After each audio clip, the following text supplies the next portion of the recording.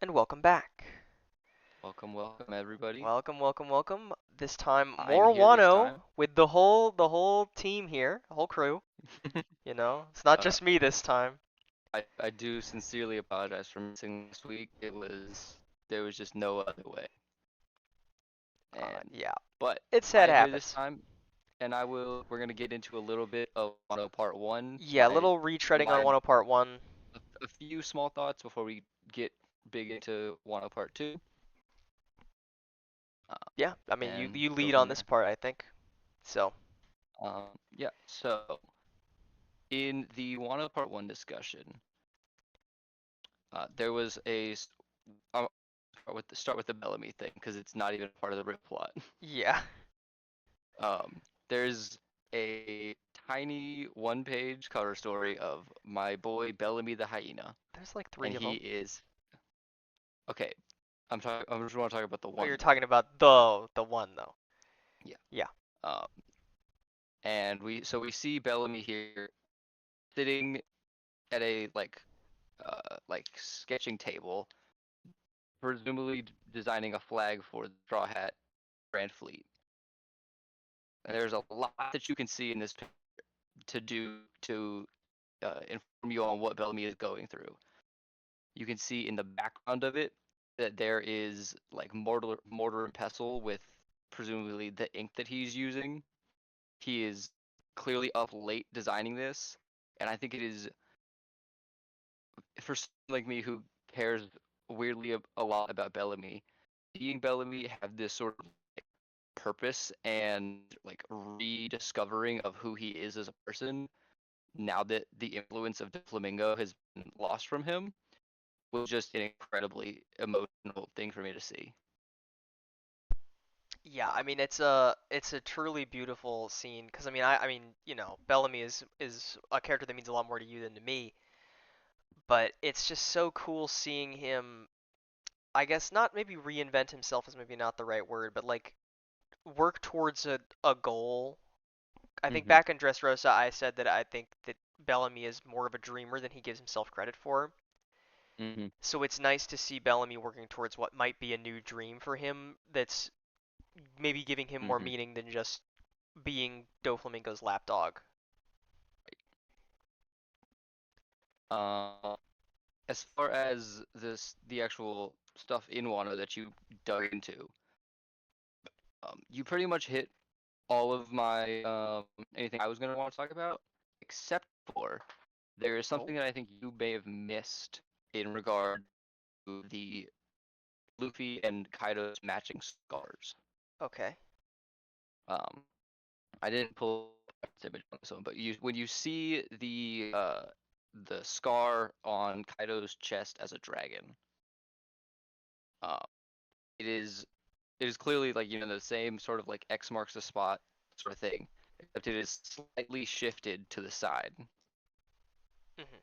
not directly in the center of his chest. Right, it's on like his like lower right side, I think, when he's Hmm. in human form And anyway. so my read of this at the time was there he is clearly trying to draw a parallel between Luffy and Kaido are, this sort of whatever Luffy is, the X marks the spot that he is, that Kaido is similar and close, but slightly off mark.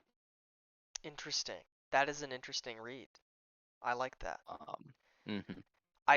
I don't know, I'm still kind of all in on the idea that the the scar means something literally as opposed to just like a narrative Figuratively, sense, like yeah. a figurative narrative sense. Mhm. Just because I can't get over the fact that Oda has made it bigger, and I Mhm. don't feel like, I mean, sure, Oda's art style changes, but I don't think that it's something would Oda would do so unintentionally. I don't know. Mhm. Especially with the Um, introduction of Kaido, who has a very similar scar to what Luffy's used to look like, so it's not like he doesn't right. draw scars like that anymore, because he draws a near identical one to the Saba Odi one on Mhm. Kaido. Yeah. But yeah, I think that those are the only two things that I wanted to like bring up that you did mention from one of them. If Alright. there's stuff in part two that I might that gets referenced, might know. refer back to it. I think other than that, are good to just jump straight into part two. All right, I am so excited. Part two. So part one, I will be honest, did not grab me that much. To be entirely Mm, honest with you, I was not yeah, compared to like other arcs. Like if you look at the first, I don't know, 18 chapters of like Whole Cake or Dressrosa, like I was all the way in by that point. right. Yeah, Whereas Wano is, I guess, more of a slow burn, maybe. I suppose when it's this long, it sort of has to be. But I was not super grabbed yet. This section has pulled me all the way in. Like I'm full in on Wano now. yeah. I was not there I before. can Now I tell am. because the live reads, you were yelling and screaming obscenities at me because the having a Yeah, I think it was like partway through what like volume 93. I just like I fully bought in on this section of the story. And I'm yeah. very excited to see where it's going because there's a metric ton of it. There's more of it left than there has ever been of an arc from the very beginning of it. So Yeah, this whole arc is like 10% of the whole yeah, story. a tenth of the whole story, which is an extremely unbelievable amount of the story. Yeah. Um, So, so I guess we will do our usual now and just sort of move into the plot mhm, of the story and sort of work in that order. I don't even remember yeah. what really is the first major Um, thing that happens. I guess the first thing is getting to see the crew doing stuff, which I really like yeah. Um, because I guess I just like that you like. Is there any sort of themes or like general thoughts that you want to mention before we dive into plot? um that's a great question. I don't know. I mean, this section is I think a lot of this section has been making me think about Luffy the most, Yeah. and I think that that's a big part of this arc. And it ties into I think a lot of my favorite parts about this arc and a lot of my least favorite parts about this story as it has been for the last little while. I'm going to get into that a little bit later after a certain moment occurs. But I Uh-huh. think that this section has really been making me think a lot about Luffy and how every character in the story is built around Luffy, which Yeah, is I think an that's absurdly impressive feat considering the size of this cast. Because I mean, yeah, normally you like would say, oh yeah, 1,500 main the characters. cast is built around the main character, like yeah, duh. But there's like 1,000 of these guys, right? And the Yeah. way that I mean, in this arc alone, there's at least like 30, 40 major characters in this section that are important and doing things in this one Yeah, part we of get the story. introduced to so many new We characters get in this introduced to a section. bunch of new characters, reintroduced to a bunch of old characters, Mm-hmm. and Caribou. all of them, yeah, like White Hair Caribou. um, and I feel like all, or at least almost all of them, relate back to Luffy in some way, and I think that's really interesting. And Mm, I don't know. I think this arc, more than anything, is going to be Luffy's big arc, which I yeah. suppose is every arc, but like, at least if you look in like time skip, Fishman Island wasn't really about Luffy, it was more about the crew being back together. And then Punk Hazard was more of a Chopper and Nami sort of situation, and Dressrosa was more about Law and the people from Dressrosa, and then Whole Cake was more Sanji and that sort of thing. And I think this arc is where Luffy's finally getting his moment to be Mm-hmm. the most central character to the plot and the themes and the everything in this arc. Yeah, I would agree. I think this is absolutely good. Going to be Luffy's like, I And mean, I we see Luffy like, and like leveling throughout this section. So clearly there's gonna be payoff for that. right, and I think that part of that is going once again off of my theory from last time that I think that the prophecy of the nine shadows and the dawn and the moon, because the moon is Orochi, I am still of the opinion that the moon, or not the moon, that the dawn is Luffy and that the shadows are the Straw Hats, the other nine of them. Even though I mean this section, getting ahead of myself a little bit, is this section sort of ends with setting up the seven scabbards we've collected plus Momo plus Shinobu as the nine shadows, Yeah. but I am not convinced. Yeah. I am You think it's gonna very be the Straw Hats? I think that it could I think that maybe it will be something like maybe it's more literally them, but it could be more of like a meta narrative being the Straw Hats. And I don't know. Do I want to jump straight into the? You know what? Actually, I'm gonna jump straight into this now. I want to talk about Okay. Binks's Brew because I think part of this is me having a revelation about part one that I then reshaped with this section, and is Mhm. part of, I think ties into part of what I'm sort of selling on Luffy, especially Luffy being the Dawn in this instance. Right. Um, is I think I realized this during the live read and then forgot about it, and then I came back to it a day or two ago about Ace, Oh yeah. because Ace um literally showed up here to a a town of people who weave hats, a weaver's town, if Yes. you will, which is, in the Binks's Brew is uh bid farewell to Weaver's town, say so long to Port Renowned. And Mhm. so I sort of was going through the motions of like, okay, well, what if Ace has gone through this whole song also? Because before, in the end of Whole Cake, I talked about Luffy and Roger and Brook, and like Luffy going forward through the song and Brook going backwards through the song. Right. Right.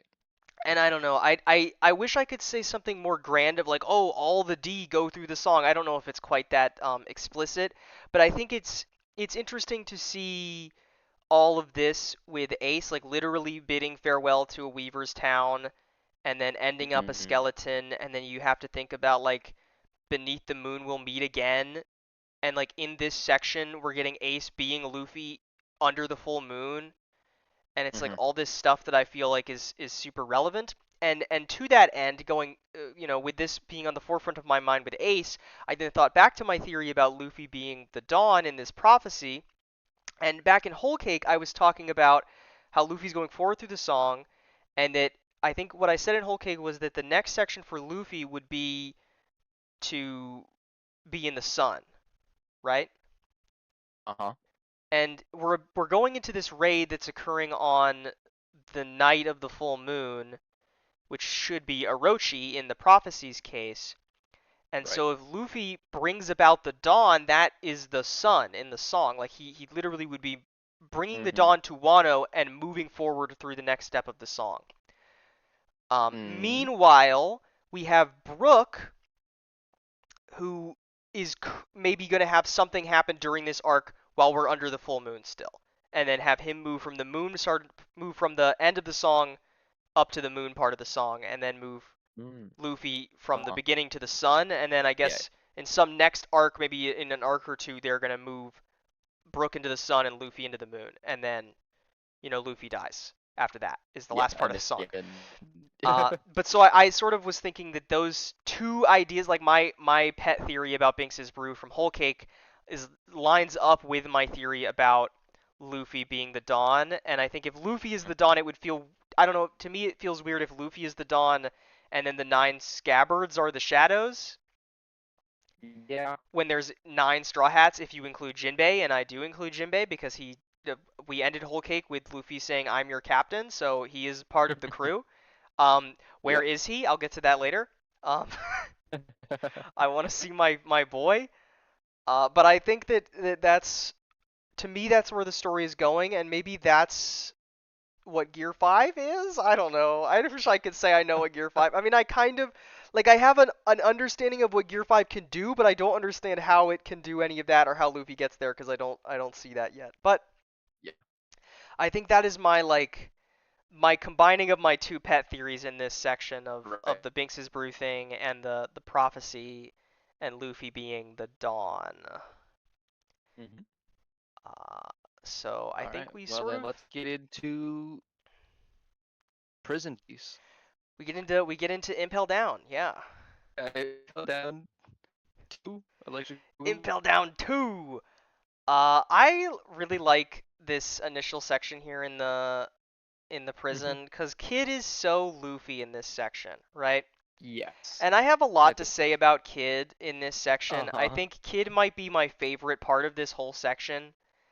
Wow. Um, which, Misfit here is not surprised he's seen my reactions to some of this shit No, I'm already. not surprised, but But I don't think that Kid is maybe necessarily the most standout moment of this arc. I think that's the execution. But Mhm. Kid is the part that has stuck with my brain the most.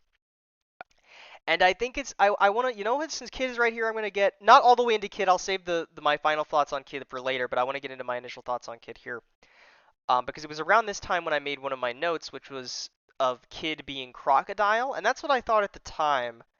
And I don't think that's necessarily the case anymore, and I'm going to get into what I mean by that. So, Hmm. at first, my brain was like, okay, we have this guy who has lost an arm, his left arm, similar to, I believe, Crocodile is missing his left hand, and he's lost to an emperor, and he's had to retreat from that, and he's lost all his crew, and then it seems to me that Kid is still trying to push against, so I was thinking that he was similar to Crocodile, but he was different from Crocodile in that he keeps pushing, and that he didn't, fall back to the way Crocodile did. But Oda is immediately, he doesn't show that initially. What he's actually showing is that Kid is like Luffy, not like Crocodile.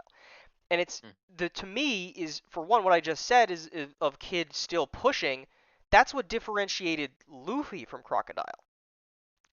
Way Yep. back in Alabasta is Luffy was able to face major defeat by a foe who was presumably much stronger than him and get back up and try a second time. And that's how he and then lose again and then get back up and try a third time, and that's how he beat Crocodile. Hmm. And in this section, in this first here right at the start of this section, we have Kid and Luffy both eating an unbelievable amount of food and getting fat and then getting skinny immediately after. Right. And it should have been obvious to me from this position that Oda was telling me that this guy is like Luffy and not like another one of our villains that's a parallel to Uh-huh. Crocodile. Uh, and I think I I agree. I think he is very much being presented as a Luffy coded character. I mhm, think that he kind of always has been. Even back when he was introduced as Abodi, he was the only pirate who got higher than Luffy's. yeah.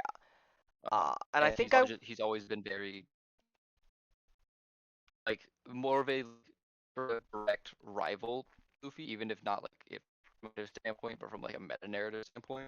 yeah, I would agree. But I think I'm gonna save the rest of my talk about Kid as Luffy when we get later into this section when we get more with Law and more with Kid, Uh huh. because I think that's more of when my thoughts sort of complete themselves. Right. Let's see. I'm sort of we get introduced to Otoko or Toko, Yeah, Toko, who and she's is smiling. she's smiling and laughing. What a silly kid. I'm sure there's nothing traumatic about that. Smile. But Smile. Yeah. oh shit, I didn't even think about it. I'm sorry. Too soon. I'm so sorry. I didn't mean that. Uh, I didn't mean that. there's I'm something so that sorry. there's something that I'm gonna reveal to you later on. Break you. Oh no, that's not good. But we get introduced to Toko, who at first I didn't have any thoughts on. Like I just thought this was another one of like Oda's kind of characters where he makes a silly character with a silly speech gimmick, and then they don't do very much, or they do a lot later. Uh-huh. And so I was just like, okay, this is just Oda doing an Oda thingy, and I didn't really think Right. much about her. But she gets interesting later. Hmm.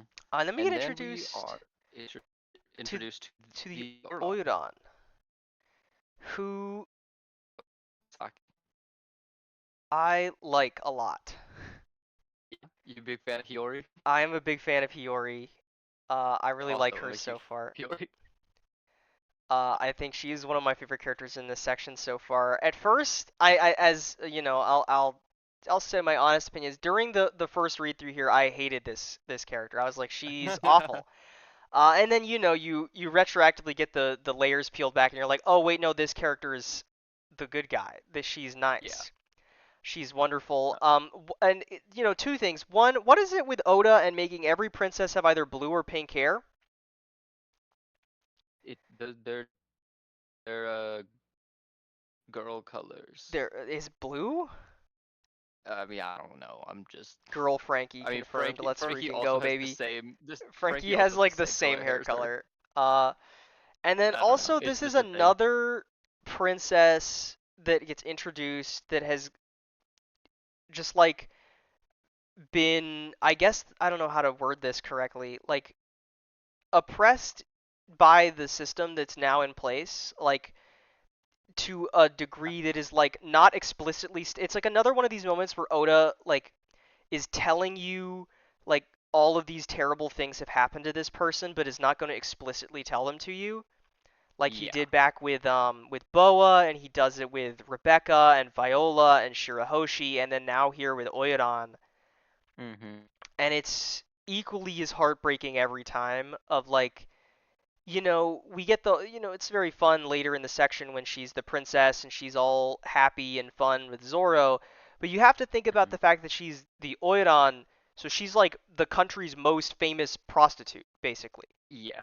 She's straight up prostitute. And I Like mean, Oda doesn't. in the not in the translation, but in the uh in translation that I've seen, um, when she speaks out against Orochi, instead of calling her a glorified harlot, straight up says she's a glorified whore. Yeah. Yeah, uh and like, and this is the princess of Wano who has had to Endure this go for into 20 go into years. hiding because of Orochi's oppression, and Yeah. endure this sort of, this sort of life Yeah, endure because, this sort of life for 20 years with the fleeting promise that right, her family of is going to a return in 20 years. prophecy that no one knew was if was actually true. Yeah, a prophecy that no one knows is actually true, and no proof that her brother and the rest of the Scourds actually got teleported 20 years into the future. Right. And you just have to, like, thinking about that is devastating. Mhm. Yeah. And I don't know, it really gets to the idea that this arc is kind of Dressrosa too, in the sense that I think that I would say that Dressrosa is meant to be the One Piece world in miniature, and I think that that has been a consistent theme of all of these post time skip arcs. I can Not just to certainly. say that it is Dressrosa in miniature or Dressrosa 2, but there's very similar themes going on. Yeah, I don't know. I guess I was more so saying that like a lot of the story beats of things that have happened to the land of Dressrosa are things that have happened to Wano, and then Hmm. there's something worse. Like, Oh yeah, I oh get that. yeah, Yeah. we had this terrible usurper take over our country and lead us into devastation, but this time it's for 20 years and it's an emperor instead of Hmm. a warlord. And then Right. like instead of making the country seem happy by making everybody forget that it's bad, we just make it so that they literally can't express their Literally. sad emotions anymore, which we'll get to later. Hmm. And like the princess being subjected to all of this stuff for 20 years, hoping Right. that somehow they'll be freed and all these other things.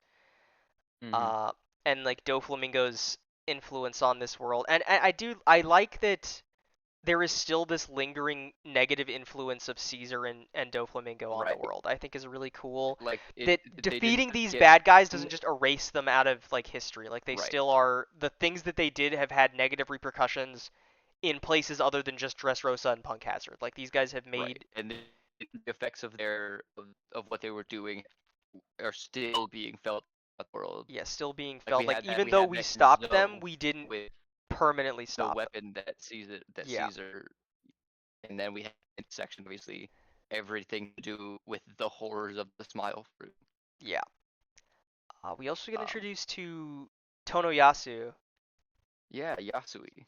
Yasui, who I mean, I think part of it was like I was out of it when I was reading this section, but I was like so Mhm. over this character immediately. I was like, please shut up. I don't care. Like, I'm just not interested. And I don't know what it was. And obviously, I've come around from that opinion, and I don't think that anymore. But that's where I was Uh-huh. initially. A lot of this arc is sort of this beginning. This, I guess maybe it's reflecting the way that Wano is, of this fake Right. like beautifulness put up in Mhm. front to hide the grime and everything that Orochi has been doing to this country, and maybe that's Mhm. sort of what Oda is trying Is to convey here, but I don't know. sorry to dip a tiny toe into One Piece being apolitical. It almost is somewhat reminiscent of like a North Korea sort of situation Yeah, to a of this degree, I like definitely can see this like that. facade of perfection. But I don't know enough about North Korea, so I'm not gonna Yeah, say anything else on that. I'm not informed enough on that to connect it to One Piece super well. Hmm. We also have this introduction with CP0 being here. I don't Yeah, really why are have they much to here? say about this because I think we kind of get most of this explained of just like now that Doflamingo is gone, they have to make deals directly with these guys, and that's Hmm. bad for the world as a whole and also more dangerous for CP0. Right. And we also, I think, Then get the this revelation that is this where one we guy's see. face is a mask, which is confusing. Uh, this is also the first time we see Orochi. this motherfucker. I hate this fucking guy. I think this is the most hateable character Hot in hot all of One take. Piece. Korozumi Orochi fucking sucks. Uh, Like he's worse than Random, he's worse than Caesar, he is the worst person we have ever met in this yeah, series. he is truly like despicably evil, irredeemably awful, like hedonist that Hmm. has And destroyed the world around him for fleeting pleasure of his own and to like steal Kozuki Oden's glory. yeah, and you can say a lot of the same things about like Doflamingo, but at least Doflamingo is cool. Yeah, like at least Doflamingo was cool. At least like people actually believed in Doflamingo, right?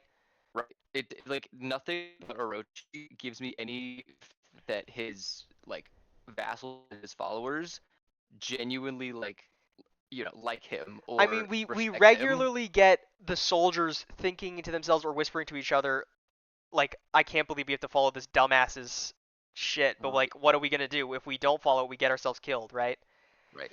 It is or purely the back of Kaido that gives Orochi Yeah, this this and power, that's the thing that this is part of what's so unearned interesting to unearned me, power and leadership. and that's part of what's so interesting to me of Oda choosing to make a character like this the Orochi.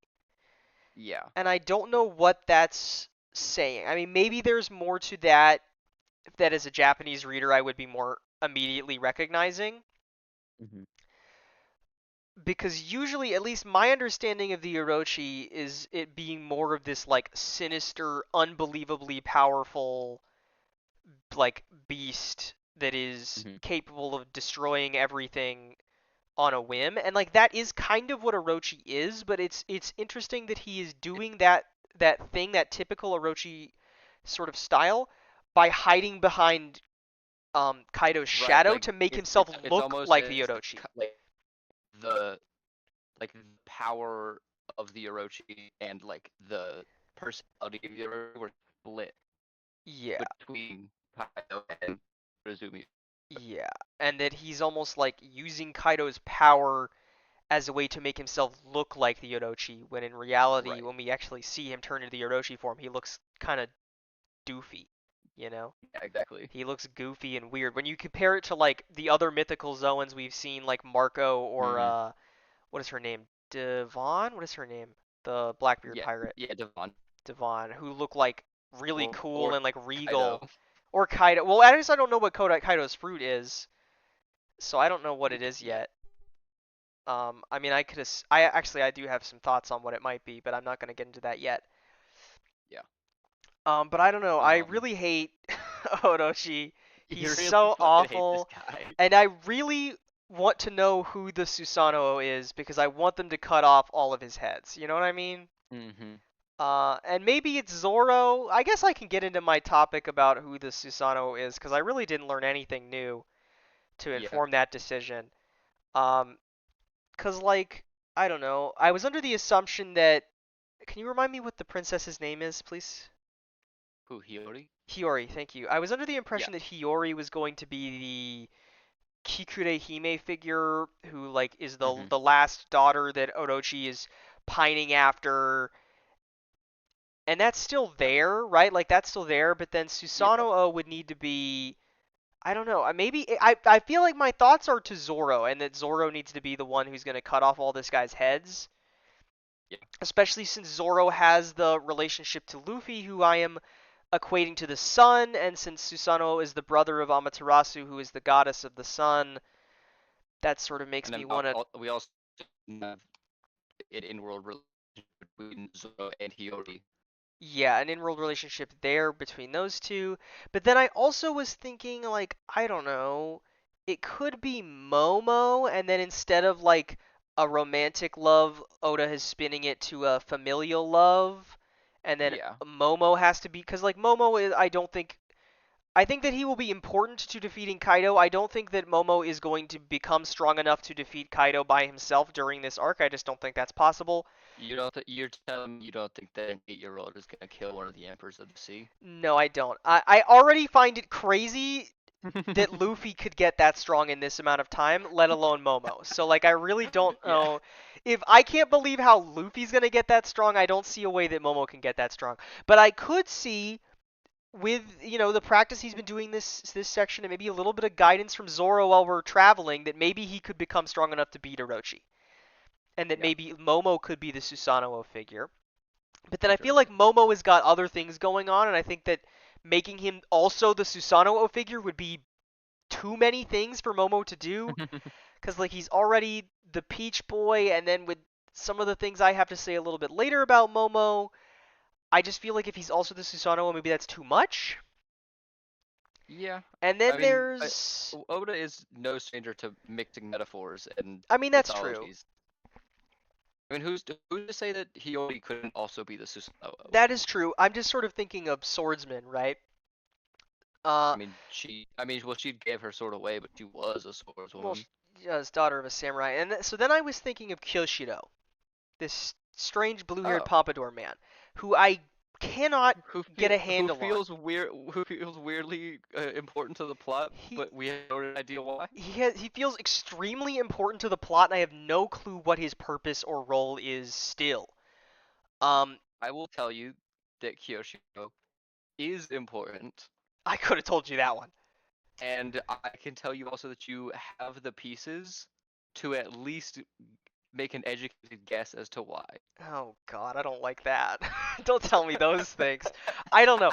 I was thinking that maybe he could be the Susanoo because there seems to be some connection between him and Hiyori. Since I Hmm. guess, I mean, maybe it's just that he was running that brothel because he's the biggest yakuza in town. But I But don't know. They both have blue hair, and they like he was always with her, and then like well, I is the also one think to give her the honorable death, which seems like something that a yakuza would not do for a I prostitute. think there's might be a panel that you forgot. Which one? There's a lot of panels in this section. I mean, you can probably skip ahead just to find it, but right before, uh, sorry, his name Yeah, but always escapes all me. this stuff happens in between here. I don't want to skip all this. Kyoshiro. His name is Kyoshiro. Oh, Kyoshiro. it's the Right okay. It's the before next one. he cuts down Komurasaki, he looks at her and says, "Are you ready?" As if this was like a plan. Yeah. Let me find that. So it seems like he is at least in some way aligned with Komurasaki, whether or not he knows who Komurasaki is Yes, truly. you've really made a mess of things, Komonosaki. Are you ready? I am. Hmm. I don't know. I feel like of all the characters that could be the Susanoo, I am leaning towards it being Kyoshido. In Interesting. that maybe in this section is sort of like an inversion of like he is here to get like the plan is to get Orochi drunk and like distract him with Kikuri Hime, right? Like in the normal story. Hmm. And then that goes awry, so instead he has to find a different way to distract Orochi and to appease Orochi, and that's what this is. Hmm. But then I don't know. I can't get over the fact that he's got blue hair. And maybe it's just like, oh, everybody's got crazy hair in this section. But part of my whole prediction that was correct about Komonosaki being the princess was the Hmm. blue hair thing. Yeah. And we keep seeing Odin in shadow, and I don't want to make the prediction that Kyoshido is Odin because I just don't think that's the case. But like, what the Well, fuck I is mean, this guy's deal, right? we did also see it's a very similar thing to the way that Momo was portrayed. He showed up always in shadow. So maybe it's a callback to that. Maybe, I don't know. It's also, I mean, it's possible he could be Denjiro, but he doesn't have a red scabbard. He has a black one. I don't know if all of the red scabbards actually have red Didn't they? Don't scabbards. they at the end? I thought they did all have red scabbards when they were Maybe all that's lined up at the end. Maybe I don't know. I read this not in color, so I don't that's remember. not something that I pay I attention. thought they all had ones at the end, but I could be wrong. I don't know. I don't think he's Denjiro though either. I suppose he could be, but I don't know. I'm really interested in what is going on with Kyoshido because I feel like he's very Yeah. obviously important, but I don't know why. Mhm. Um, if I'm on the topic of Kyoshido, do I want to talk about the other thing right now? Ooh, what other thing? Hmm. I guess I can try talking about you know what? No, I'm gonna save this for when we learn more about the old man in the prison. Oh, okay. I'm Oh, gonna I save understand. that for then. So then we Okay. move into Drake showing up and Yeah, Hawkins Drake's showing here. up again, and Page One is here. Yeah, I fucking love Drake's hybrid form. He looks so sick. He looks so cool. He's a fucking dinosaur. I don't know what else to say. Like, what do you want I me to mean, yeah, say? he is fucking He's a Allosaurus. fucking Allosaurus, and that guy's a fucking Spinosaurus. I also wonder with this. Didn't they say there were six Toby Ropo? I could be wrong on that. But with Uh, with one of them being Page One and one of them being Diaz Drake, I was wondering if maybe these guys were 1 through 10, like the playing cards. mhm. But I guess these are the only two We we've also we seen. also we also get the numbers later on, which I feel maybe. Yeah. Um. So let's just move into the Soba Mask stuff. Why don't we? This first I introduction of want it. you. Well, okay. I What want do to talk you? about this panel for a second Oh, the because magical girl transformation. yeah, not specifically the transformation, but what Sanji says here. What? He Putting this says stupid here, thing on doesn't mean that thing I've on sunk doesn't into mean the that level I've of being sunk to the Germa. level of Germa. I'm just testing it out. This to me is Sanji giving into his temptation of easy power,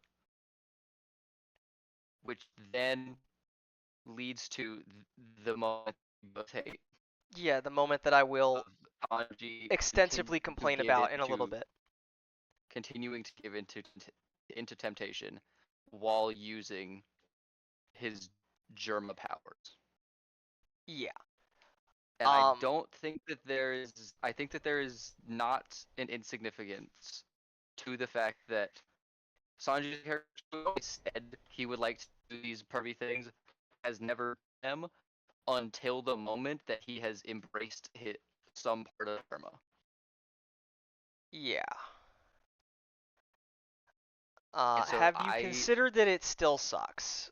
Eh. yeah, no, it's absolutely.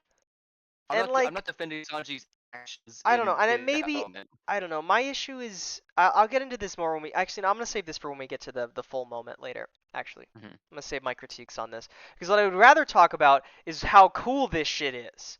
How fucking cool it How is! cool it is to see him turn into this like Nazi Power Ranger looking Yeah, guy and like fly around faster than they can see and like kick them really hard. It's super cool.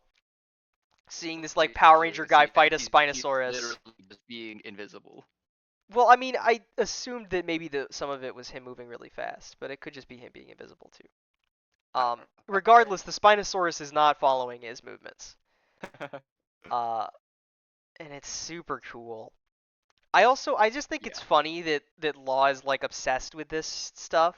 right. Because from the the comic ran, Yeah. so he's like, "That's Stealth Black from the evil army of Germa." Yeah, I like the idea Everyone's that like, he's just "Why?" like Everyone he's seems to obsessed be with like, power the "You know in-world way universe of too Power much Rangers. about this." Like this is Law seeing somebody in real life turn into a Power Ranger and he's losing his mind, you know? And I think that's Right. really funny. It's and a lot of this section it's fun to see Law's less serious side come out because I don't think that the Hmm. serious side is who Law is. Yeah. I think that who Law is deep down is a lot more like Rocinante than it is this front that he Hmm. puts on. I think he puts on this. this character to be tough and to handle Right. the shit that he has been through. He has needed to put on this kind of personality in order to get to the point where he could take down Doflamingo. Right. But I'll get more into Law later because Law, I actually really love Law in this section. Oh Law, yeah. the little bits of Law in this I think section that took Law from a all character of that I really liked to a character that I really love a lot more now I in think that this very small bits. all of the supernova minus a poo are really great in this section. I fucking hate that stupid Scratch Man. I'll get back to that later. Um, let's um just see. Moving forward, we get to Big Mom, yeah. who got. How do you feel about Amnesia Big Mom? I think it's funny. Okay. So this is something that I've noticed is that people who are reading this after the fact have no problem with Amnesia Big Mom, but people who read this weekly fucking hate Amnesia Big Mom. What did they think it was gonna be like permanent? I'm not 100% certain, but I know that a lot of people were like, "Come on, Oda, really?" I don't know. I think it's funny. I Yeah, think it's I it's it's funny to see. I think it's really interesting for as a character thing yeah, for Big Mom. I was about to bring it up. It also informs us on Charlin's character more as like without Like once the she memory and forgets influence of the, being Big Mom, she she's a turns into this sweet angel. benevolent character. Like all she ever wanted to do was eat a lot of food and share food with the people that are nice to her and share food with her. Mm-hmm. And then she got groomed by a food man and then Yeah, turned yeah. evil, right? Mm-hmm. And also it's just I don't know, maybe it's part of it is that I love Chopper and getting to see Chopper like have to play Be this a like big assistant brother for role to Emperor. Big Mom is so funny.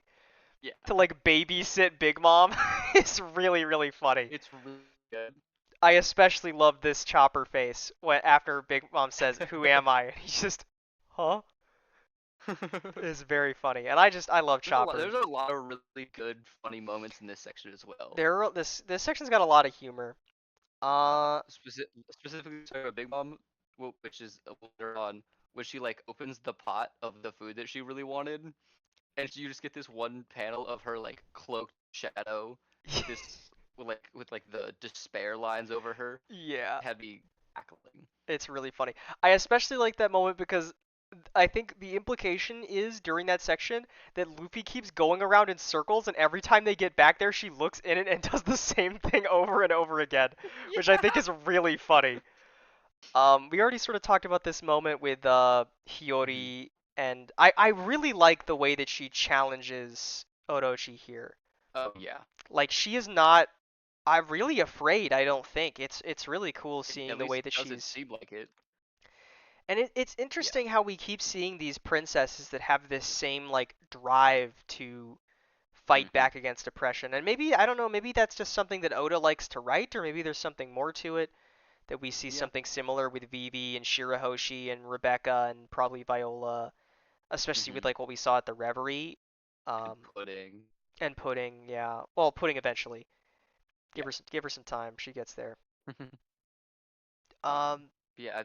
I also it's it's interesting how I guess different um Komonosaki feels from Hiyori, if you know what I mean. yeah. Like during this moment, she is like this like perfect, refined, like strong-willed woman, and not to say that she isn't all of those things later. She's way like sillier Yeah, and she's all silly. uh She's a silly Billy, and she's got like bright eyes. Like in this yeah, section, like her eyes are like dead. yeah, Whereas later she's and like so lit up by the knowledge that Momo is alive, mm-hmm. which is really nice. um yeah, we get We and, get, I mean, more of just like the Straw Hats getting to do stuff, which I really like. mm, I always love when we get to see the Straw Hats doing stuff, especially Nami, because I really don't think Nami gets to do much, mm-hmm. which I'll come back to a little bit later. Yeah, Plus, Brooke getting to be a ghost in this section is funny every time. yeah. I like that each time he does Every it, these ninjas start to freak out because they're getting haunted by a ghost, and then they realize that he's not attacking them, and they stop being scared of him, right. which is really um funny. I just but yeah, like him. I'm getting to use Zeus Tempo again. Yeah. They're just very, very fun. And then we get, We get this. I want to take a quick moment to mention the Big Mom Pirates here. huh? I think it's interesting that Katakuri is not here. Yeah. They didn't bring him. I wonder why. I mean, maybe it's just that he failed, I don't. That but doesn't seem right though. he's still, the strongest guy they have, and if their plan is to potentially go to war with Kaido, they would probably bring him along anyway. Hmm. So I like, mean, I don't why know. is he Maybe it's not like here? maybe it's like the like most of the officers go here and then leave Kaido or leave Katakuri to defend Kata. Land, and maybe it's just that Katakuri is still beat to shit after the Luffy Maybe. fight. But that's, I mean, Yeah, maybe he was just like If injured. Luffy's healed enough, then surely Katakuri could have gotten healed by now. Or maybe Katakuri straight up just said, "Nah, I don't want to Straight go. up said, "I'm not going." He looked into the future and said, "Not worth my time." I'm not gonna go help you take down Straw Hat." Yeah, which is maybe what I hope he did. Uh, Yeah. but I think it's really interesting that he's not here, and I don't Mhm. know what it is about that interests me, other than what we just said. But like, I feel like there's something about it. It's Yeah. interesting we cut back to them so much, and we see a lot of the Big Mom people we saw last time, but he's Mhm. just the one that's conspicuously missing. Right. But yeah, moving forward, we get Moving this forward, fun little stuff with yeah, we get what are they called? Big Mom Olin. Olin. Um, as they're going to try to rescue Luffy from the prison. Uh, more of Momo and Just more of Otama. Momo and Otama and Kiku and Chopper being fun as a Yeah. group. I really like Kiku. I really have no like things I to was. say about her other than that I think she's cool. Mhm. I also like that we learn that the reason why we didn't see Brooke at all during the last section is that Brooke's job was to go hide in a well Yeah, hide in a well and like and pretend to scare be a people into ghost. giving them offerings of food. This is so funny. He's been sitting at the bottom of a well this whole time while everybody else has been off doing stuff, which is hilarious. Mhm. Um, let's see. I love Monkey D. Luffy. Have I said that before? No, actually, I don't think so. I think I this is think the first yeah, time you're first ever time I'm saying saying that. this in one of these videos. I love Monkey D. Luffy. And there's a lot of moments like this in this section, but Yeah. I think this one is the one, maybe more than any of them, that really gets me. Mhm. Is what is this old man's name? Hyodo? Boss Hyogo. Hyogoro? Hyogo, yeah. Hyogoro. Thank you, Boss Hyogoro. Hyguro Okay, thank you. or something like That's that. thank you. And that he's like getting attacked because of the food vouchers that Luffy gave him, and Mhm. he's like willing to die. Oh, instead of eating the food, like he'd rather die than not get to eat these dumplings. Yeah.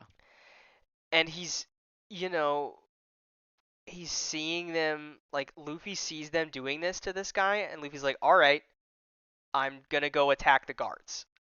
Yeah. And it's so I think it's really beautiful watching Hyogoro watching like the light come back to this Yeah, like broken old this man. broken old man, watching him Like go this from like "I'd remnant rather of die" the to like old "I have of to Wano. see this through" is really Yeah. cool. And then like talking about how like there is like still honor and chivalry after being able to witness Luffy be Luffy. Yeah, I really love Monkey D. Luffy.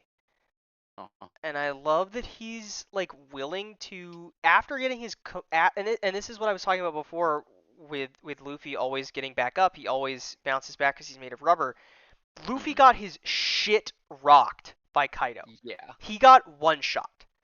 Yes. He got one shot and did not hurt him, despite doing Hmm. a series of his strongest attacks. Everything he has possibly ever done to beat villains in the past. Like the only thing he didn't do was like a full-on Snake Man barrage, and it didn't Right. even hurt Kaido. But I don't think that Snake Man is more physically powerful than Bounce Man. Yeah, I mean maybe like the higher concentration of hits is more powerful, but like I just don't think that any amount of damage would have hurt Kaido.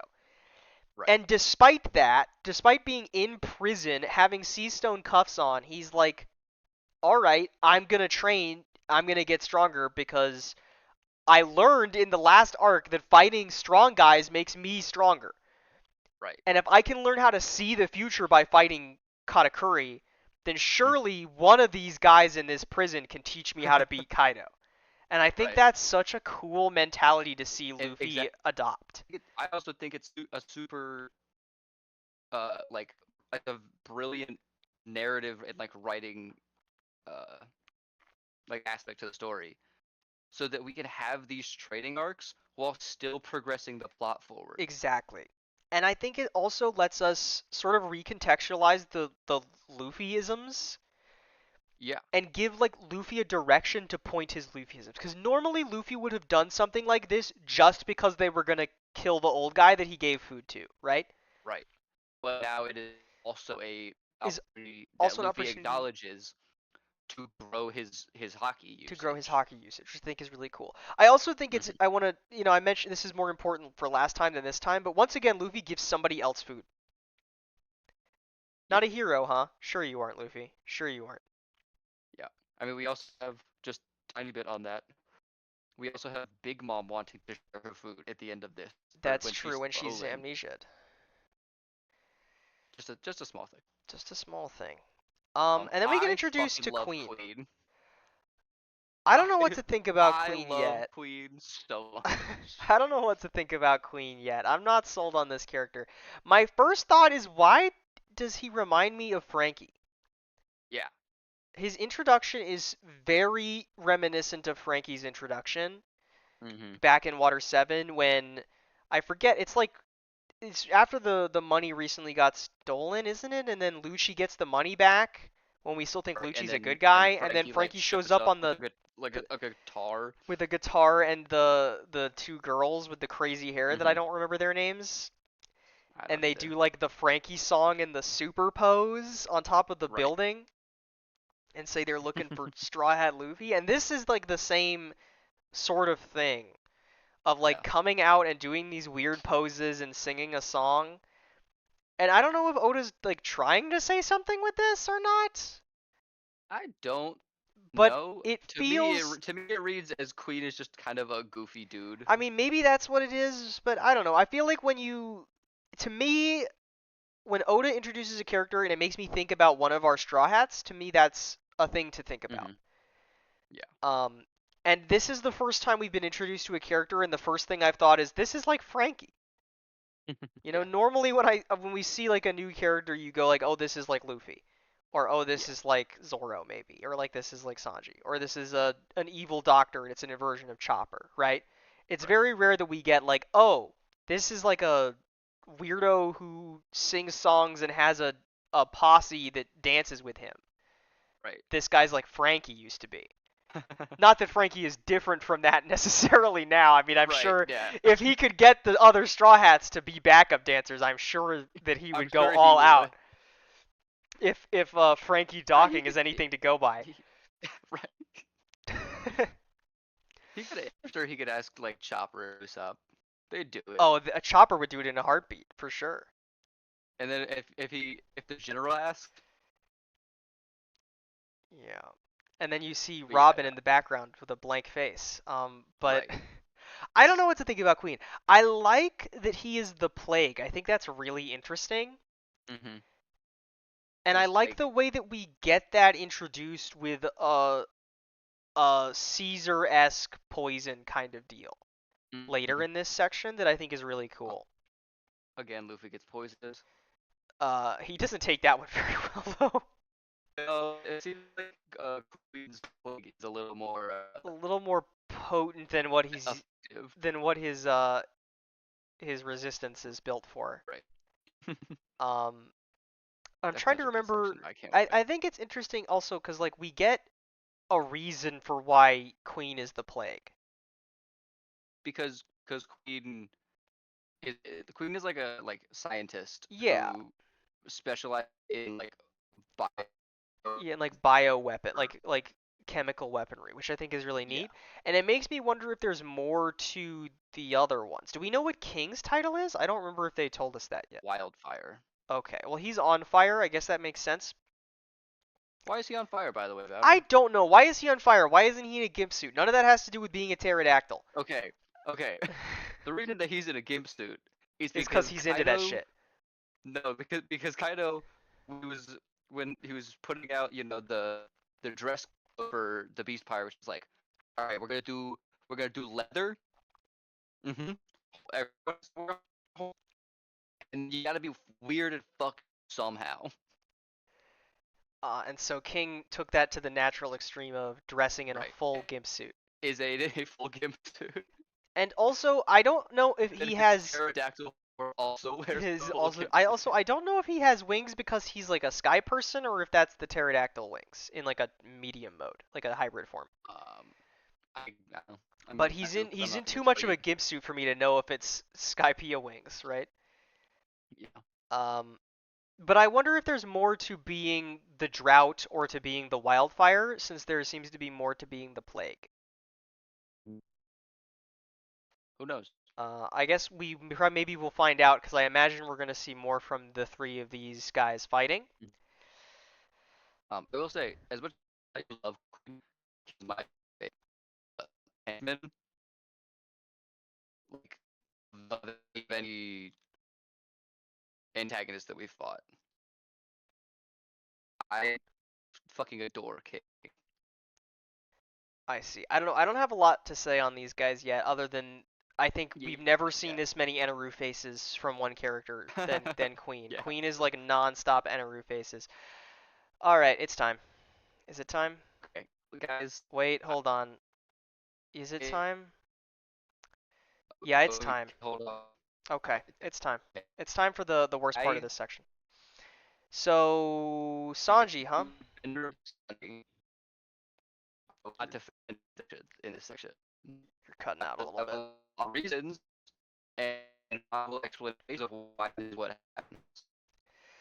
But I will not. I'm not gonna sit here and tell you, Sanji, you know, uh, invisible peeping on the women Invisible peeping is on not women while they're naked is a is really not funny like. joke.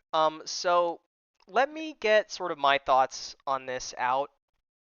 Mm-hmm. Um, because I think that I want to use this section because this is my least favorite part of Wano so far with the peeping in the bathhouse thing to get to some of my grievances with the plot holistically, well, and also this section. So specifically with this moment, I like once again, I don't know, I think I mentioned this part of this back in Sabaody, but like I like the ideas that are present here. I like the idea of Sanji putting on the mask from Germa and like this becoming he's like regressing and like becoming more like the people like his family that he despises and how that brings out the worst in him almost in a sort of black suit mode. And I like the idea of like Nami using her own femininity and sexuality to her own advantage. Mm-hmm. However, I don't think that that's really what Oda is doing because I know that Oda thinks the Sanji thing is funny and thinks that Nami is hot.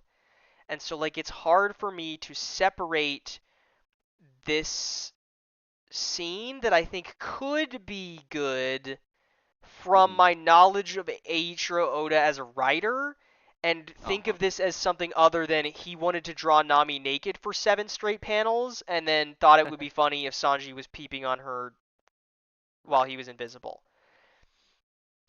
Um, My only defense of what you just said, because that's 100%. I agree. I think that this is a negative and it subtracts from the overall goodness of this section of the story.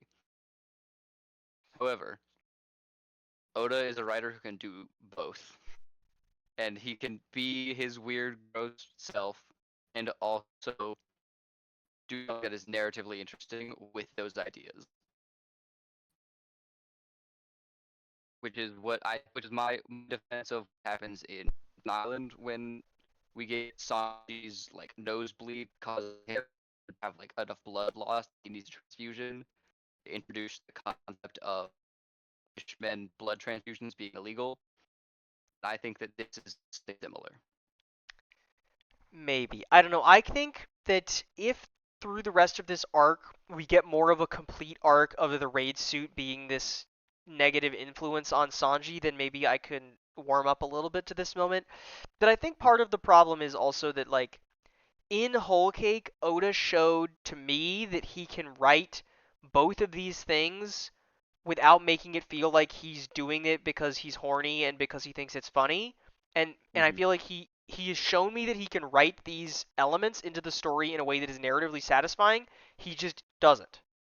Yeah. And that's more so what's bothering me. Um Hmm.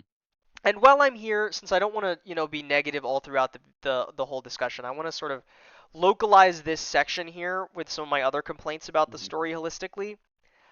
Hmm. Um, and my biggest one has to do with the way that I don't know how to word this necessarily. The way that the Straw Hats have changed in time skip. Yeah. Uh, in the sense that in pre-time skip, I feel like the interplay and interaction and the uses of each of the Straw Hats as characters felt vitally important in every arc. And Hmm. like the way that they all played off each other was super important and interesting the whole time. And then ever since time skip has started, I feel like the Straw Hats that are not Luffy have been basically sidelined to instead do a series of Luffy goes to an island and meets a bunch of cool new people, and we learn about all these cool new people and their story, and then we go to the next Right. island, and then the Straw Hats, other than Luffy, are peripheral elements to that get to be background players in other characters' arcs, with the Hmm. exception of like Chopper and Punk Hazard and Sanji and Whole Cake. Yeah. And I miss the like Skypiea, Long Ring Longland, Water 7, Ennie's Lobby, Thriller Bark style of the Straw Hats bouncing off each other and their characters bouncing off each Mhm. other. And I feel like that has been really lacking ever since time skip started. Um, Is a very common gripe to have with the post-time skip story.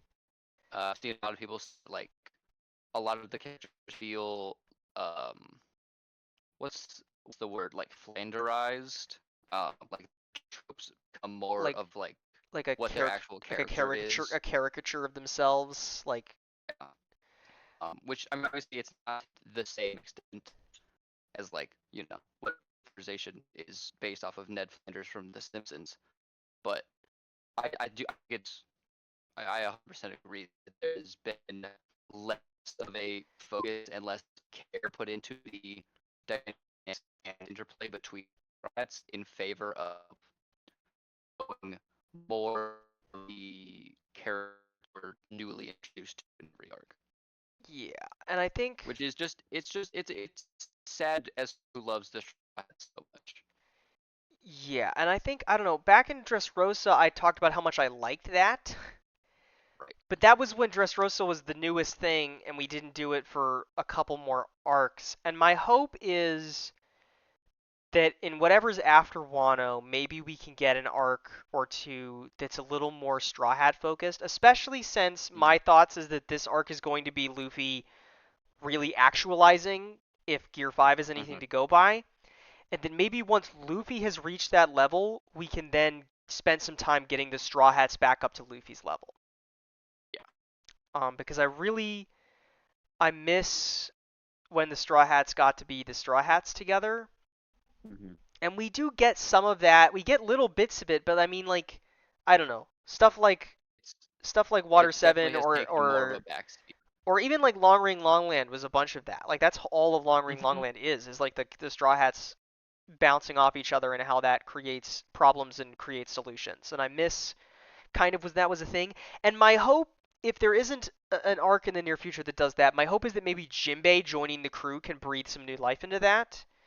Mm-hmm. In like, now that we have this new member of the crew, we need to reestablish what the dynamics between the Yeah. crew look like, and then maybe Jinbei can serve to do that. Mm-hmm. But I'll get into Jinbei later, because I do have a little bit I want to say about Jinbei eventually, whenever Uh-huh. he shows up. Um, where is he? But yeah, Where is he, I Yoda? think that's most of what I would consider your growth. Yeah, I'm trying to The think. Do I story as a have? whole, and then this section. I'm trying to think if there's anything else I wanted to say before I go back into mostly positive mode as we move into the latter half of Mhm. Volume 893, where this shit gets I really I will fucking I good. will say, I think personally it is very funny that Sanji decided to use his stealth black suit in a bathhouse that is an open that is like a gender neutral bath. Yeah, he decided to do it in the He one where just he could have didn't just done it he anyway. didn't need to. He just could have just walked in. But anyway, It's also devastating that last time we ended with the incredible news that Absalom is dead, only for Absalom to come up multiple times in this section in yeah, relation to right? Sanji. Like, come the fuck on, man. We were so close. I almost never had to think about him ever again. Yeah.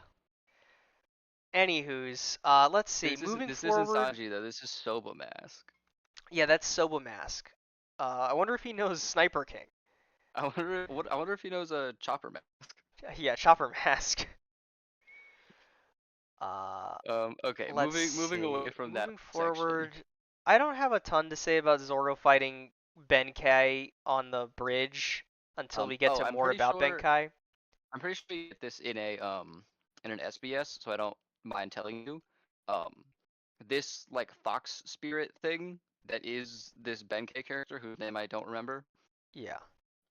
It is a fox who ate a mythical human fruit of this. Oh, of this character of Yeah, Benkei. That's so at cool. least that's my what I'm pretty sure I've heard. Okay. I didn't know if it was like a foxes can create illusions thing, and that's what Mhm. this was. I mean, I guess it's probably Yeah, still partly that, but I didn't know if that's what it was, or if it was a human fruit. Really, once I'm again, pretty makes me sure that's a wonder. mythical human The thing fruit. we keep bringing up every once in a while is what the fuck is up with Chopper then? Yeah, he's just a regular human fruit model human. Model question mark. Because like I don't know when I feel like I mean maybe it's just that when Oda introduced Chopper he didn't have other human fruits planned, Maybe. but I feel like I don't But like know. it's not like the like model naming convention wasn't there because we had fucking Dalton, who was the like Yeah, we had Dalton what is already, like cow fruit model bull or or whatever the Ox fruit model or bull. ox Yeah. ox. Yeah. Plus I So think I don't know. there was another Zoan type I thought before then too. But like I don't know. I feel like I'm not really trying to make any predictions. I just want to bring up once again that maybe there is something more to Chopper's fruit. Mhm. I Because mean, I I've seen theories on it of like that maybe that's what Monster Point is. no maybe that's what Blackbeard was on Drum Island looking for was Chopper's fruit. You know that he is Oh, now hunting interesting. fruits. I But I completely forgot about the fact that Blackbeard showed up there. Wasn't he looking for Ace? we don't know. We genuinely don't know why he was there. Or wait, no, no, no. He wasn't looking for Ace. Ace was looking for him. Ace That's was why Ace looking for showed up. him. Ace was Yeah. showed up there looking for Blackbeard. Blackbeard just showed Oh, up and kicked Wapple off the island. also, I don't know it if this is something that you've caught, but people are pretty sure that the place that Hirulook went, where he saw the cherry blossom trees and was, like cured of his friend was Wano. Interesting. That makes sense. Um. Yeah. Anyways, then we But get our first real introduction to Hiyori hmm and also Kamazo the Manslayer. What a weird minor character. I'm sure will never come up again. this is a fight you should go watch in the anime because this is Oh, is this thing where cool? I haven't watched any of this yeah stuff back in the anime yet. There's a couple different yeah scenes that I really want to go back and watch, and I haven't done any of them yet. I would say that like this fight is where Wano starts to hit its stride, like with the crazy insane animation that they're known for. Yeah. This is where it like starts. But we get Um, this wonderful introduction to Hiyori that I really like. hmm I just like the way that she is around Zoro. I hmm think it's fun. I really like their dynamic. And if it like if the Straw Hats are ever going to end up in like relationships, Hiyori is the person who I would pick for Zoro. Zoro and Sanji, so true. That's what I was gonna say. Yeah, that's what I said too. Yeah, exactly what I said. Uh-huh. Okay, I was gonna talk about the Hiyori stuff, but this is a moment that one of my favorite moments that I want to talk about. Uh-huh. Which is it's this moment after we discover or I guess we enter into the aftermath of this group learning that Law's crew has been captured, Hmm. and it's this argument between Shinobu and Law of Hmm. Shinobu's like your boys spilled. That's why our operation's been leaked. And Law's They like, must don't have. you dare say that. Don't you fucking insult my crew. How dare you? And Uh-huh. this back and forth of like we have to save them, and then like Traffy, you're walking into a trap that's gonna get everything screwed over, and he's like, whatever. Who I'm saving my crew. I I don't don't care. care. And then like Shinobu's like in tears, we're not playing a game here. We've been waiting for this moment for 20 years. If we fail this time, we'll never have another chance. And And it's Law. like Law's in the same boat. Like Law's been fighting since he was how old was he when Rosinante saved him? Like Oh, like eight, eight, 10, nine. 8 or 9. Like for the last 20 years, he's been on this fight too, getting his finding Hmm. friends that care about him. And it is in this moment that I want to talk. I will talk about this again when we get to Kid in a little bit. That I am really, really, really personally invested in this trio of Luffy and Law and Kid, and what Oda is setting up with these three characters. Yeah, I agree. Because I think a lot of the time, and this is something that I've been thinking about over the past couple of days, that's sort of built off of my original Crocodile thoughts on Kid that then shaped into this, of Crocodile especially, and then every villain succeeding Crocodile, I think a lot of the time is designed in such a way to show us how different they are from Monkey D. Luffy by having maybe like one similarity to him, right? Hmm. Whereas I feel like in this section, Law and Kid are shown to be different from Luffy to show us how similar they are to him. Ooh, I like that. Yeah. Because this stuff from Law of how dare you insult my crew, they would never do that. Hmm. We'll just get to the bottom of this once we rescue them.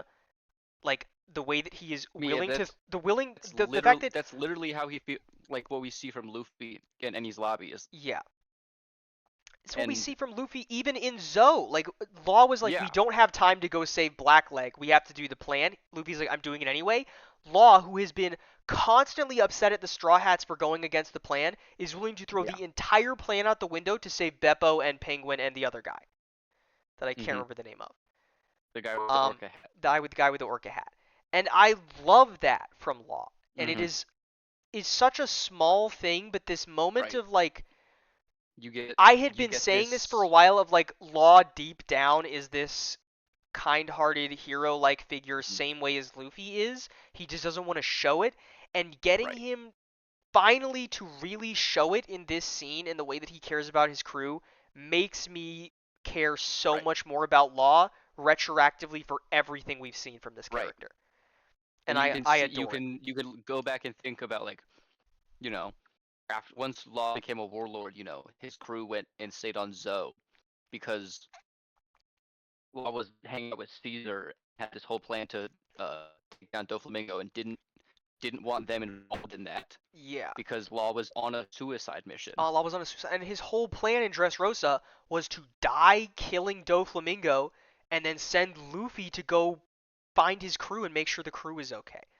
Hmm. And like getting, I don't know, I just really love Law, and I already liked Law a lot, but something about this moment just took Law from like a 10 to an Right. 11 for me. Really, it did. Yeah. No, I agree. It's the way that Oda like shows these, especially like, talking about him and Kid, shows them as initially seeming very different to Luffy, and then showing the ways in which they are similar, and those being The some of most the most important important things. ways, like their character traits. Whereas most of our It, antagonists are similar to Luffy in the superficial ways and then different from him right. in the ways that matter. It's really really cool to see Yeah. how It's Law and beautiful. Kid I are love it. different from him superficially, but exactly the same when it matters the most. And I really Hmm. really love it. Uh, which is part of why the moment in a little bit with Captain Kidd is my favorite moment in Wano so far. That Damn. I'm very willing to say that. There is no moment in Wano that has literally physically moved me quite like that moment did. Yeah. No, I could tell. I could tell in the live read because you went and foregoed your vocal rest to read that out with such like passion and vigor. I mean, I was fully invested. And then we get Yeah, this little moment with Yasu again. It's like, what's up with this weirdo, huh? he's always smiling for some reason. Also, I'm just now noticing this coming back to this. He's already drawn the 2 extra lines on the thing at this scene. That's so cool. No, Has he not? no, Is that? Oh, I thought the these other were the lines lines. no, the other lines are somewhere different. I'm stupid. I figured those were the 2 lines. I didn't know what was changed. No, I'm not it's paying enough okay. attention It's to the all art. right. I thought No, he was being no, don't. cool. No, you're good, bro. And Don't then we get our no, stuff you're with good. Hiyori. This was the stuff I was talking about before, and then we had Yeah, to talk about Law instead. Um, just a I great moment. love Hiyori so She much. is such a She's sweet little so angel. I adorable. love her. I just want things to be okay for her so badly. I want her to not have to suffer for 20 more years. You know what I mean? Yeah, I like that Zoro wakes up from his dreaming and just screams swords. This guy's such a loser. I love it. I love him so much. Zoro has been such a bum this arc, and I really kind of love it. He, I love that Zoro is being a bum because I think it shows the type of person Zoro would be if Luffy had never found him. Yeah. And that Zoro has to be this without put like together guy Crew and because Luffy, Luffy's so exactly. crazy. But without that, he's just like a drunk wandering around wastelands, Yeah, fighting like people who he come across. yeah, it's crazy. Uh, It's really interesting to see who Zoro is away from the crew. He doesn't have to be the quote unquote first mate. yeah, it's really interesting. But I love the character interactions here Mm-hmm. between these three. I really like Hiyori, man. She's so nice, and the way Yeah. that like her eyes light up when she realizes that Momo's alive is just so wonderful. Mm-hmm. Oh, It's just so nice seeing her. and her like relationship with Toko Yeah, being like this older sister to her, yeah, it's so. really good. I fucking love I Hiyori, really like. I man. don't have a lot to like analytically say No, about this right. character other than that I like her a I lot. just think she's really nice. And she reminds me a lot of Rebecca. Mm. She reminds me. I mean, of all the princesses, Yeah, I think I I think think it's fun that Zoro gets his princess yeah. because all the princesses before have been Luffy stands, and now we have a Zoro stand. Pudding. Right, we have a Sanji stand first. There's also like 30 other princesses from Whole Cake. Yeah, yeah, One of them okay, one of yeah, them's a true. big fan of Capone Beshi. Me too, by the way. I Me love too. that guy. I think it's so funny that Capone Beshi is just like an upstanding father figure. I think that's hilarious. I love it. I love it Like so much that he's like a life guy. he's like a wife guy who loves his kid. I think it's so Yeah, great. but It's he's such also a this like brutal he's mobster who will put a also the fucking horse head Godfather. in your It's bed. so Yeah. good. It's so great. I love that guy. Um, I don't know. Yeah. I get Rebecca vibes because like I see the Rebecca toy soldier thing here with Kawamatsu, Yeah, the I get that. Kappa, and I mean maybe it doesn't seem like it will be quite as heartbreaking as the toy soldier was. Yeah. Because boy do I ever love Kiros and the toy soldier, Mm, but yeah. I feel like he already not to like not to only talk her in comparison, but like she is in that way very much for Rebecca. She's a crybaby like Hoshi, and she's also like a strong-willed badass like Vivi. yeah, Kind it's of very cool. I don't know. I like her the a lot. perfected princess. Yeah, we combined all we polymerization fused them all Yeah. together. This is Level 5. all we had to do was erase BB from history. Smiley face. What do you mean? We don't know what She's happened. definitely fine, right, guys? Please tell me Phoebe's fine. I can't take this anymore.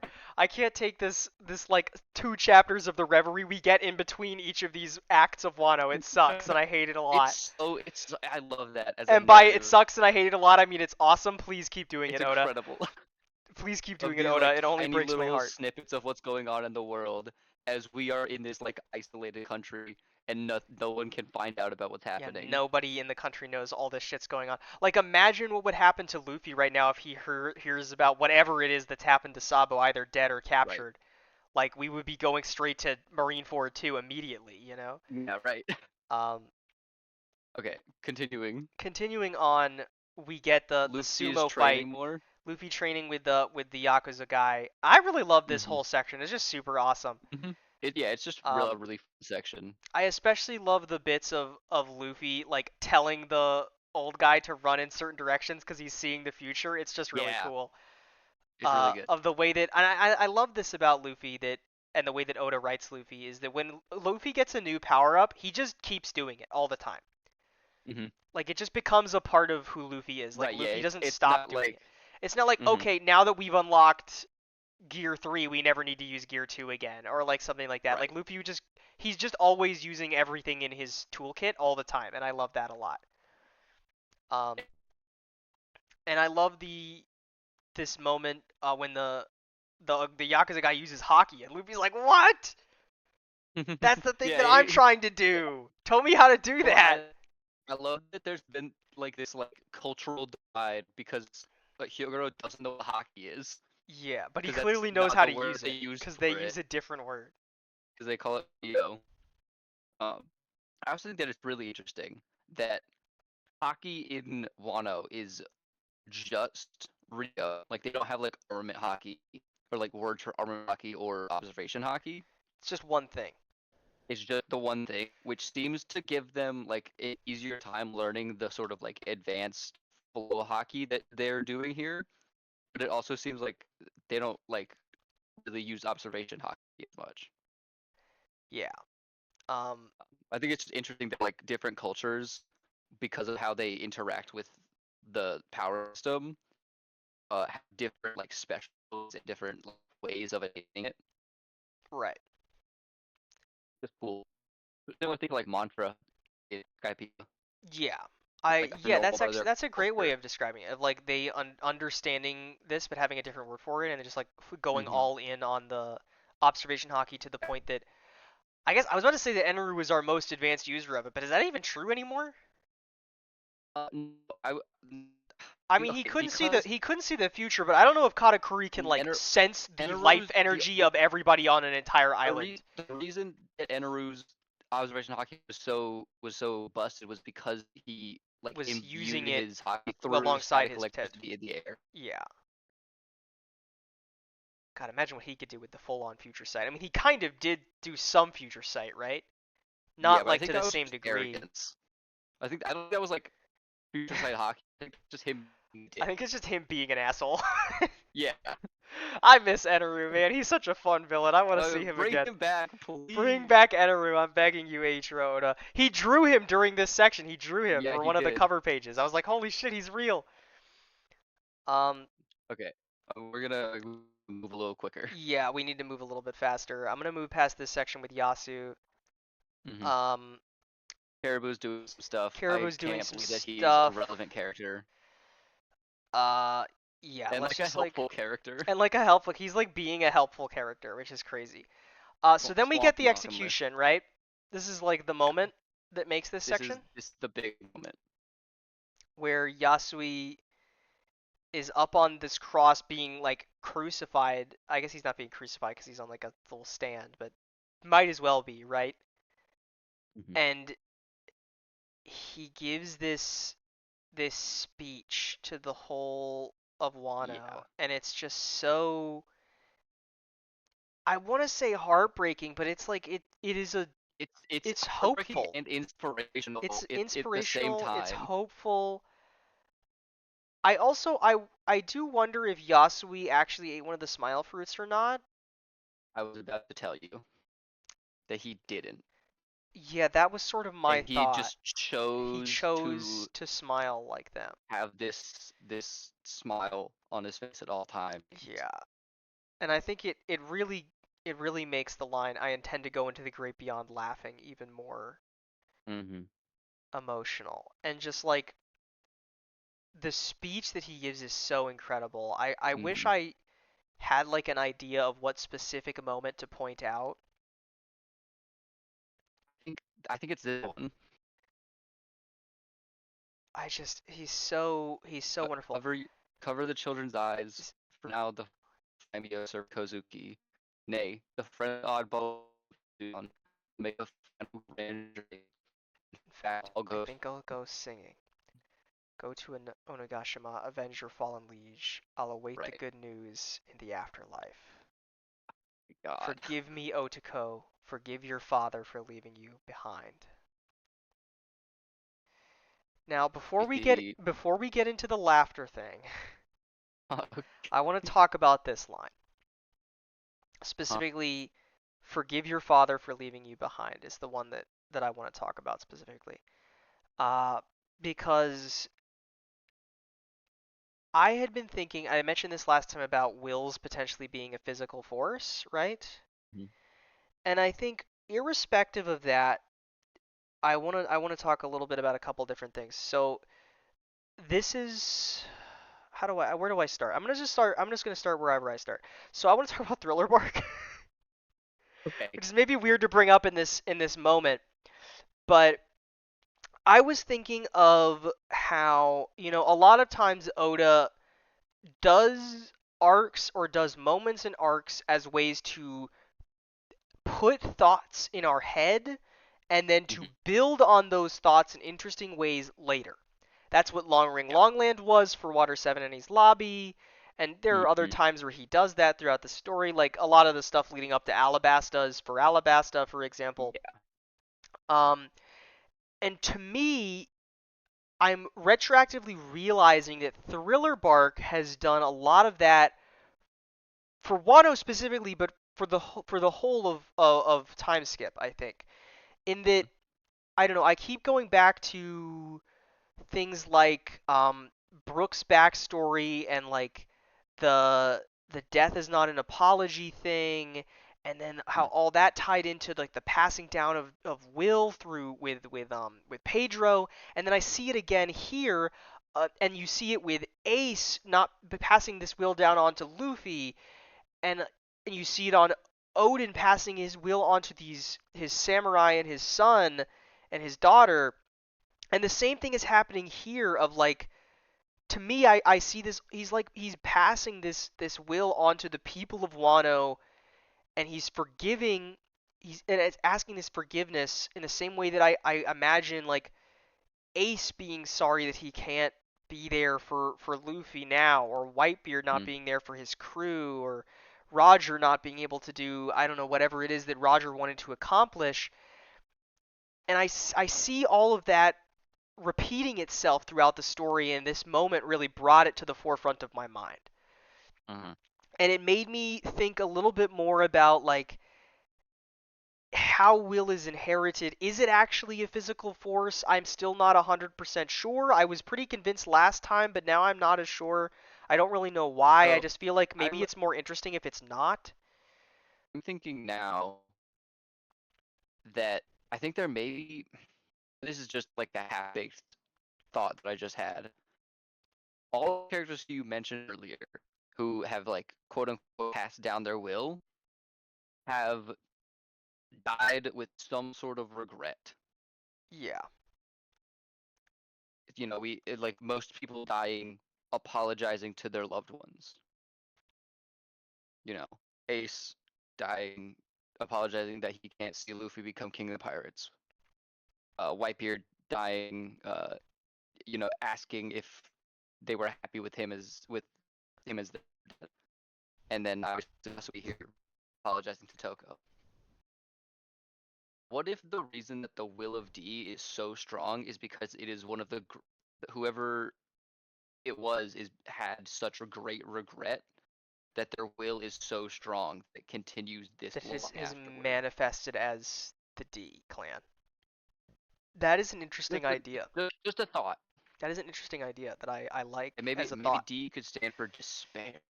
Despair. It could stand for de regret. Yeah.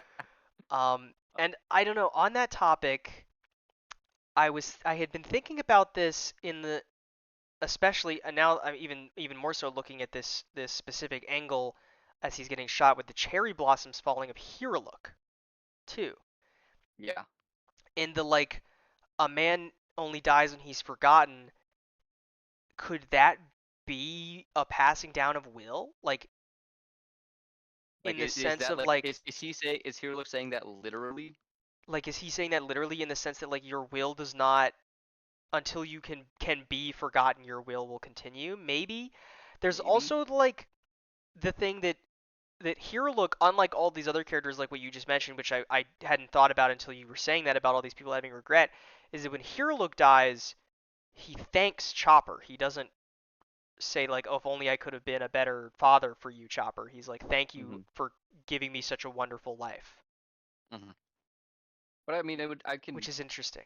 not to put thoughts into Hero's head, but I could imagine have some regret over not getting to see Chopper, grow up and Right, be right, continue to be his father.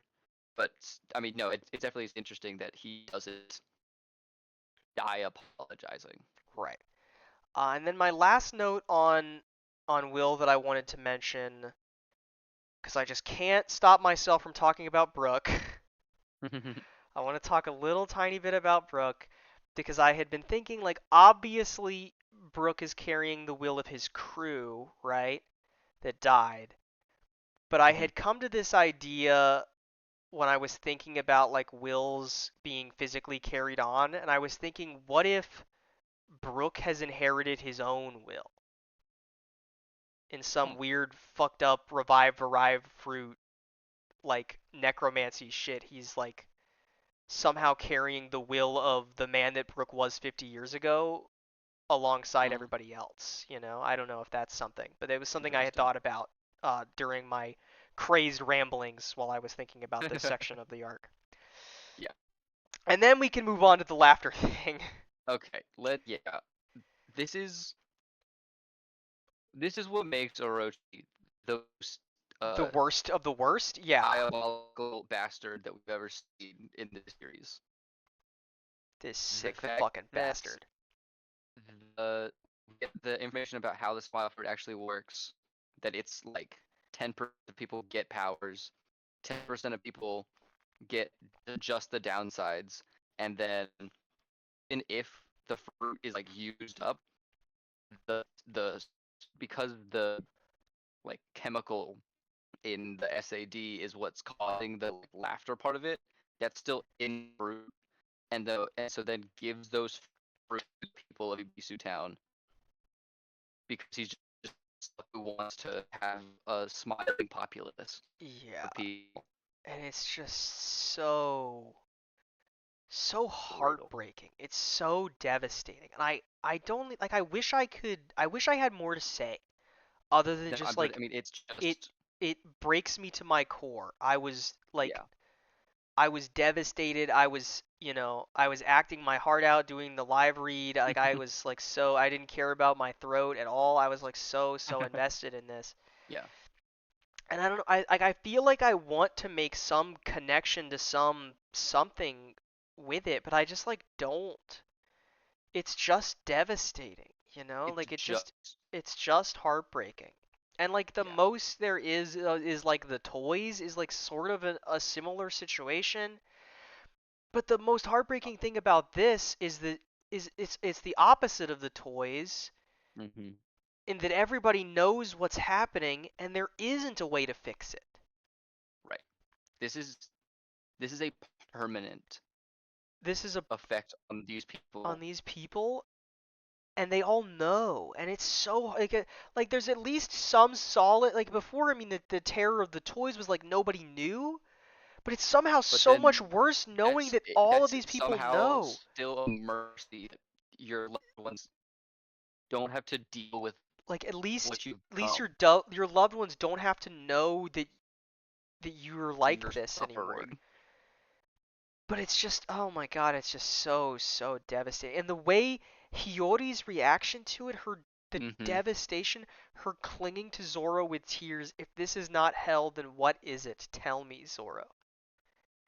You see Zoro's face. Zoro's face. And then a couple pages later, Sanji makes the exact same face Yeah. in This reaction to this. And like then they both jump into action, which is what an right. awesome moment. But like, Mhm. it's just so like somehow more than any of the lasting impacts we've seen from Doflamingo and Caesar, this is just so much Mhm. worse than This anything is I could have the imagined. worst. I mean, it's from the most literal sense. And just like Toko, who can't stop herself from laughing, trying to use this fake snake oil that fucking Usopp sold her to try and fix him. It's just it's so sad, you know? It's like there's nothing more to say. Yeah. It's just like I fucking hate Orochi so much, you know what I mean? Uh-huh. I just really hate this guy. And I so In the want to eight. see all of his 8 stupid heads get cut off by a sword. And I uh, really love Zoro and Sanji jumping in because these two yeah. are more the same than they ever will know, Mhm. and They neither of are them can stand they are by for it. a reflection of the captain, and we also saw Yeah. Luffy's reaction to this. And I With Luffy not being able to be here, they take up that sort of yeah, role, like they take that sort of role and being the dumbass who's gonna jump into danger regardless of the consequence. and my favorite thing, and this is always my favorite thing with the Straw Hats, is the moment that Zoro and Sanji do this, the rest of the crew's like, all right, we're doing this now. Yeah. Like we're going all out. We have to make a scene and get everybody that's in danger and important out, Mhm. and that's the most important thing right now. And I just love the way that the moment a member of the crew jumps into action, the rest of the crew is so ready to be behind them in an instant. Yeah. Like Fucking in a moment's so good. notice, Nami is in, Robin's in, Frankie's blocking bullets and throwing like weapons lefts and Mhm. doing his Terminator face again, and like Usopp Mhm. is doing sniping, and it's all, and like Brook is scaring people, and it's so cool. Yeah. And also Kyoshido Yeah. Koshiro's here. casually blocks an attack from Zoro. What the fuck is up with this guy? Who is this man? Um, and now that we're done with that incredible moment, we move into. I'm literally tearing up looking at the goddamn page. Um, Yeah. what to me has been my absolute favorite moment in Wano, one of my favorite moments in the whole series, is a moment that genuinely devastated me upon turning the page. Is this Yeah. moment with Kid. Kid is we learned that Kid escaped a little while ago, and then he's brought back in chains with the manslayer guy that Zoro was fighting. And he just looks, he's so like his face is covered in shadow in every Mhm. shot. Like he is very clearly wrecked right now. Like he's clearly just devastated. And Mhm. then I'm just gonna read what Kid says because I want to read it. He Yeah. says, "Hey man, I thought you hated the way you laugh. And that was why you stopped yourself from laughing ever again. And you would beat anyone half to death who mocked the way you laugh. That was why you ended up covering your face with that mask. So what happened to you? After you split off from me, what did Kaido do to you? Or was it Orochi? Where did everyone go? Answer me. Talk to me, killer. What Oh did my they do god. to make you act like this? Who did this to my partner?" Oh my god. This moment is, I don't even like, is perfect. Can I say perfection? Is perfection a word I can use for this? Because this is what it feels Yes. like. It is just unbelievable. It's an unbelievable moment that in no Mhm. way did I see coming that this Yeah. Manzuro, the Manslayer guy, was gonna be killer. And the And then like think about how emotional we are about this over Killer. over killer A who has guy who has said maybe like 5 sentences 5 sentences in and the been in series. like 20 panels, period. Because it is in this moment that the thing that Oda was setting up before about Luffy being Kid or Kid being Luffy, Mhm. this moment is when it clicked. Or at least when it clicked for Yeah. me. Mhm. Because for the viewer at home if you are a person who, I know there's a group of people that are not a big fan of Kid. If you're one of those people, or even if you are one of those people who likes Kid, think about for a moment if this was Zoro and Luffy instead of Killer and Kid. Hmm. Because it's like it's the same dynamic, and it just Yeah. is so like If you genuinely if you saw heart-wrenching. if Luffy had gotten to Wano and saw Zoro in that wasteland, and Zoro was like, you Laughing know, the whole time. laughing, or was like had lost his honor and his like his loyalty, what makes Zoro core to his person. And like seeing that be Seeing how for that would affect for Luffy, and like it's just so, oh it's my god, it's just it is again just tragic and is devastating. unbelievably tragic, and it recontextualizes the way you think about the other worst generation members that are here in Wano, Hmm. because at least I am under the assumption that Hawkins is probably under threat of this same thing happening to his crew, and that's maybe why he's working for Kaido. I was assuming the same thing about Drake, but we get more about Drake later. Yeah. And then Apu is just a sack of shit, and I hate him. As Um, far as we know, maybe there's something else going on with the Apu is gonna have to do a fucking lot to get on my it good have side to a after lot. this, okay? But like, I don't know. I just like I keep thinking about this moment, and I keep thinking about how Luffy Kid is, Hmm. and the idea, like, I'm just because you gotta imagine, right? Like, this guy has been through. He got to Sabaody at the same time. He's been in the New World for 2 years. Like, he's been with his crew longer than Hmm. Luffy's been with Luffy's. Yeah. And this guy is so so much of a right hand man that he doesn't even call him first mate or crew member. He calls him my partner. Right. I just like I and the way that his very essence has been robbed is Hmm. devastating. And I am so extremely excited to see what else Oda does with Kid in this arc, Yeah. because just everything about this gets to me in the deepest pits of my soul, and I'm so like in on Luffy Yeah. and how he relates And to all this. And I Luffy, really like it. specifically Luffy, Law, and Kid. Yeah, this trio of them and what they're gonna do in Wano, and I really hope that maybe they get a trio moment in Wano. Mhm. And then we can Um. sort of start to move a little bit quicker, because a lot of this is when we start to get action stuff. We also get some more Yeah. with Law, but I'll save that for when we get to the rest of the Law stuff later. Um, we We get get Big Mom Big Mom fighting fighting Queen. Queen, who turns into a giant brachiosaur, which is pretty cool. I like Yeah. sauropods. Sauropods are cool.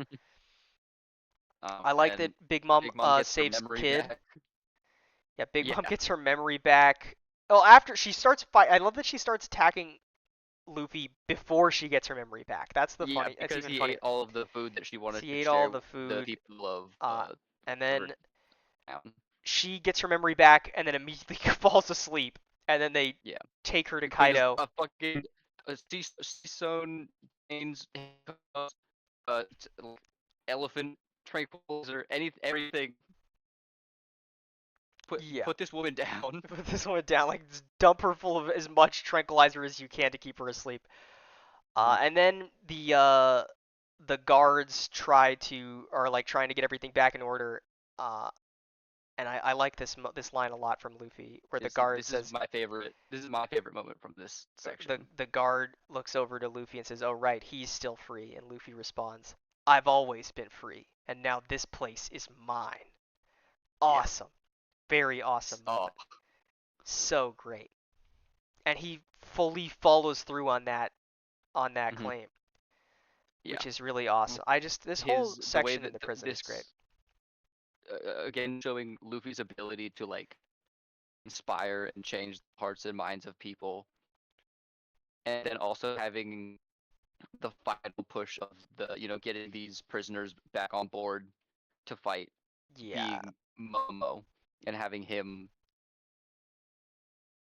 feel the weight of what his name and his person is because of who Odin was. like Yeah. finally hitting him, I think was really good. I especially like getting to see some of these guys fight, like Kiku and getting the Kappa guy for the Hmm. first time, and Luffy just taking on this pain from all of Yeah. these guys that are being poisoned to death. You call this overwhelming power? This stuff has no effect on me. To which he's Chopper lying. is saying, Chopper's saying, "What are you talking What about?" are you talking about? What do you mean Yeah. normal life? Obeying every order they give you, living off dumplings. Is that normal? Open your eyes. You're nothing but slaves. I Hmm. love Monkey D. Luffy. Have I said that before? Saying that No, I think this is the first time. for the first time ever. I love Monkey D. Luffy. And I love the way that he's willing to inspire these people. Yeah.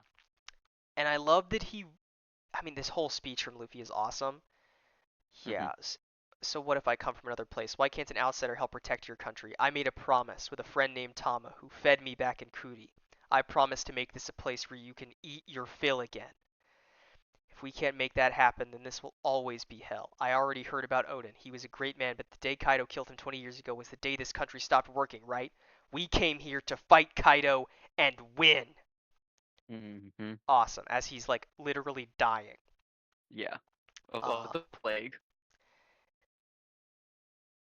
and then the way that like even that's not fully enough to get them back on board, and then Luffy is able to push Momo to be who Momo needs to be is really Right. cool. I Uh, also very I reminiscent, also back in Zoe, where like Luffy knows that sees Mo as as an equal, as a pushing leader. him to be the leader that he needs to be Yeah, mirroring what there. Vivi once did for him, which is really cool. Mm. Also, one last note with Kid is this scene of this moment. You want to fight against Kaido again? You want to join with me? Are you crazy? You saw what happened to my partner. I'm sick of the alliance. I don't trust anyone. Consider it a gift that I don't kill you right here. Let's go, killer. Let's get our people back. We do As things he's our own way. reconstructing his arm Is with reconstructing his all the arm out of the garbage. scrap metal. It's so fucking cool. So fucking cool. The giant like Akira style Yeah. like metal arm is so awesome, and I love it. Hmm. Let's move a Um. little forward. Also, this moment is, I guess this moment not specifically. There's one I think it was earlier. Maybe I skipped past it, but this moment from Kinemon where he sets fire to Ashura Doji's like whole place or whatever is Yeah. crazy. Why? I don't know. I just like I don't know what to think I don't about really that. know why he did that. I I think because he has this moment where he's like, I didn't think you would be that upset about it. It's like you set fire to his home, brother. What are you talking about? Mm. And then blamed it But on somebody else. we Like get, I don't know what his deal is. we the thing, the flashback with Ashura Doji and who he was trying to have wait Yeah. And then they for all the charged in, prophecy, and all of them and died. all died. You see this field full of graves. Why did it take 20 whole years? There must be a meaning to it all. Mm. That is once again the question of why 20 whole years. My assumption is that we had to wait 20 whole years because that's how long it would take for Monkey D. Luffy to get here. Yeah, that's Um, my assumption. but uh, and We also, get before we move on, I'm gonna use this opportunity to talk about Momo because I want to talk about Momo a little bit. right. So I have some theories about what the deal is with Momo, right? So the big thing for me is that why is Momo a dragon? Yeah. Um, because so the assumption is that he ate an artificial fruit that Vegapunk made, right? Yeah. But as far as we've seen, nothing about this artificial fruit seems weird, and apparently this was a failed experiment from Vegapunk. Yeah. But I'm wondering if this fruit was even artificial or not. That's what I'm wondering.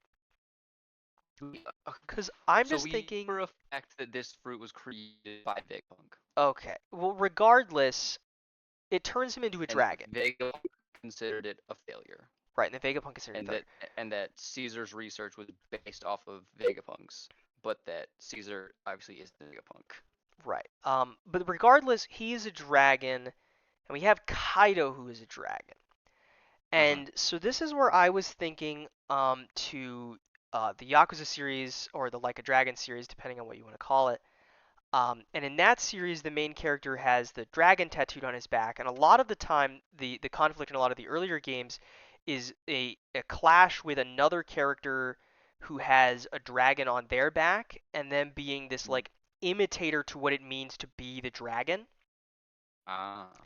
And I'm wondering, my thought was maybe I mean, I guess this doesn't make sense if the fruit is truly artificial, that maybe that Odin was a dragon, like he had eaten the dragon fruit model dragon, whatever that is, Mhm. whatever you call it, because there's a dragon fruit model, maybe it's like mythical model Eastern dragon or something.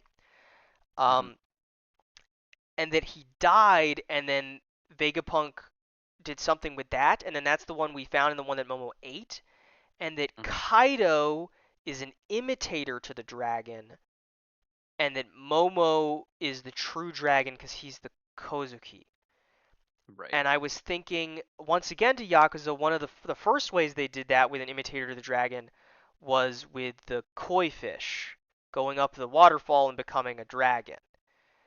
Mhm. And we get that at the start of this arc. And so Right. I don't know if that could be what Kaido is, but I think that Kaido is an imitator to the role of the dragon, which is maybe a ridiculous thing to say when he's 3 kilometers long and Momo's like a foot. Um, but Well, I think that Momo's as a child. He's a baby dragon. Momo's a baby dragon, but I think Momo might be the actual dragon of Wano, and that Kaido is a mere imitator to that role. Right. Yeah. Is I my think I it think was my thinking, and then that's a pretty solid read on it. and then along those lines, I was thinking of another, from my understanding, another classical thing that is opposed to the dragon in Japanese mythology is the tiger. It is supposed to be the only, Mm. the other strongest animal that is not a dragon, the only animal that can take on a dragon. And so Mhm. far, we do not have a tiger. There's no tiger. So I was trying No. to think of who could be I the mean, not tiger. here. We got a purple tiger, but he's not here. Yeah, I don't think Fujitora is the tiger. There's also a Fisher Tiger, but he's dead, so it can't Yeah. be him either. Which was part of why pulling the curtain back for the audience. I had been trying to figure out if maybe Jinbei was a tiger shark and that he was going to be the tiger, but that's not the case. Um, No. so I think that either there is a character we have not met that is the tiger, or maybe there's a Mhm. character we have met and we have not learned that they are a tiger. Because I feel like Mhm. if we're going all in on the Japan aesthetic, can we really not have the tiger fight the dragon? I don't know. That seems like a missed opportunity to me. And Yeah. maybe it could be that Odin was not like the dragon fruit, and he wasn't the dragon of Wano, but maybe he was I guess it would be what, the cat fruit model tiger. Maybe he was a tiger.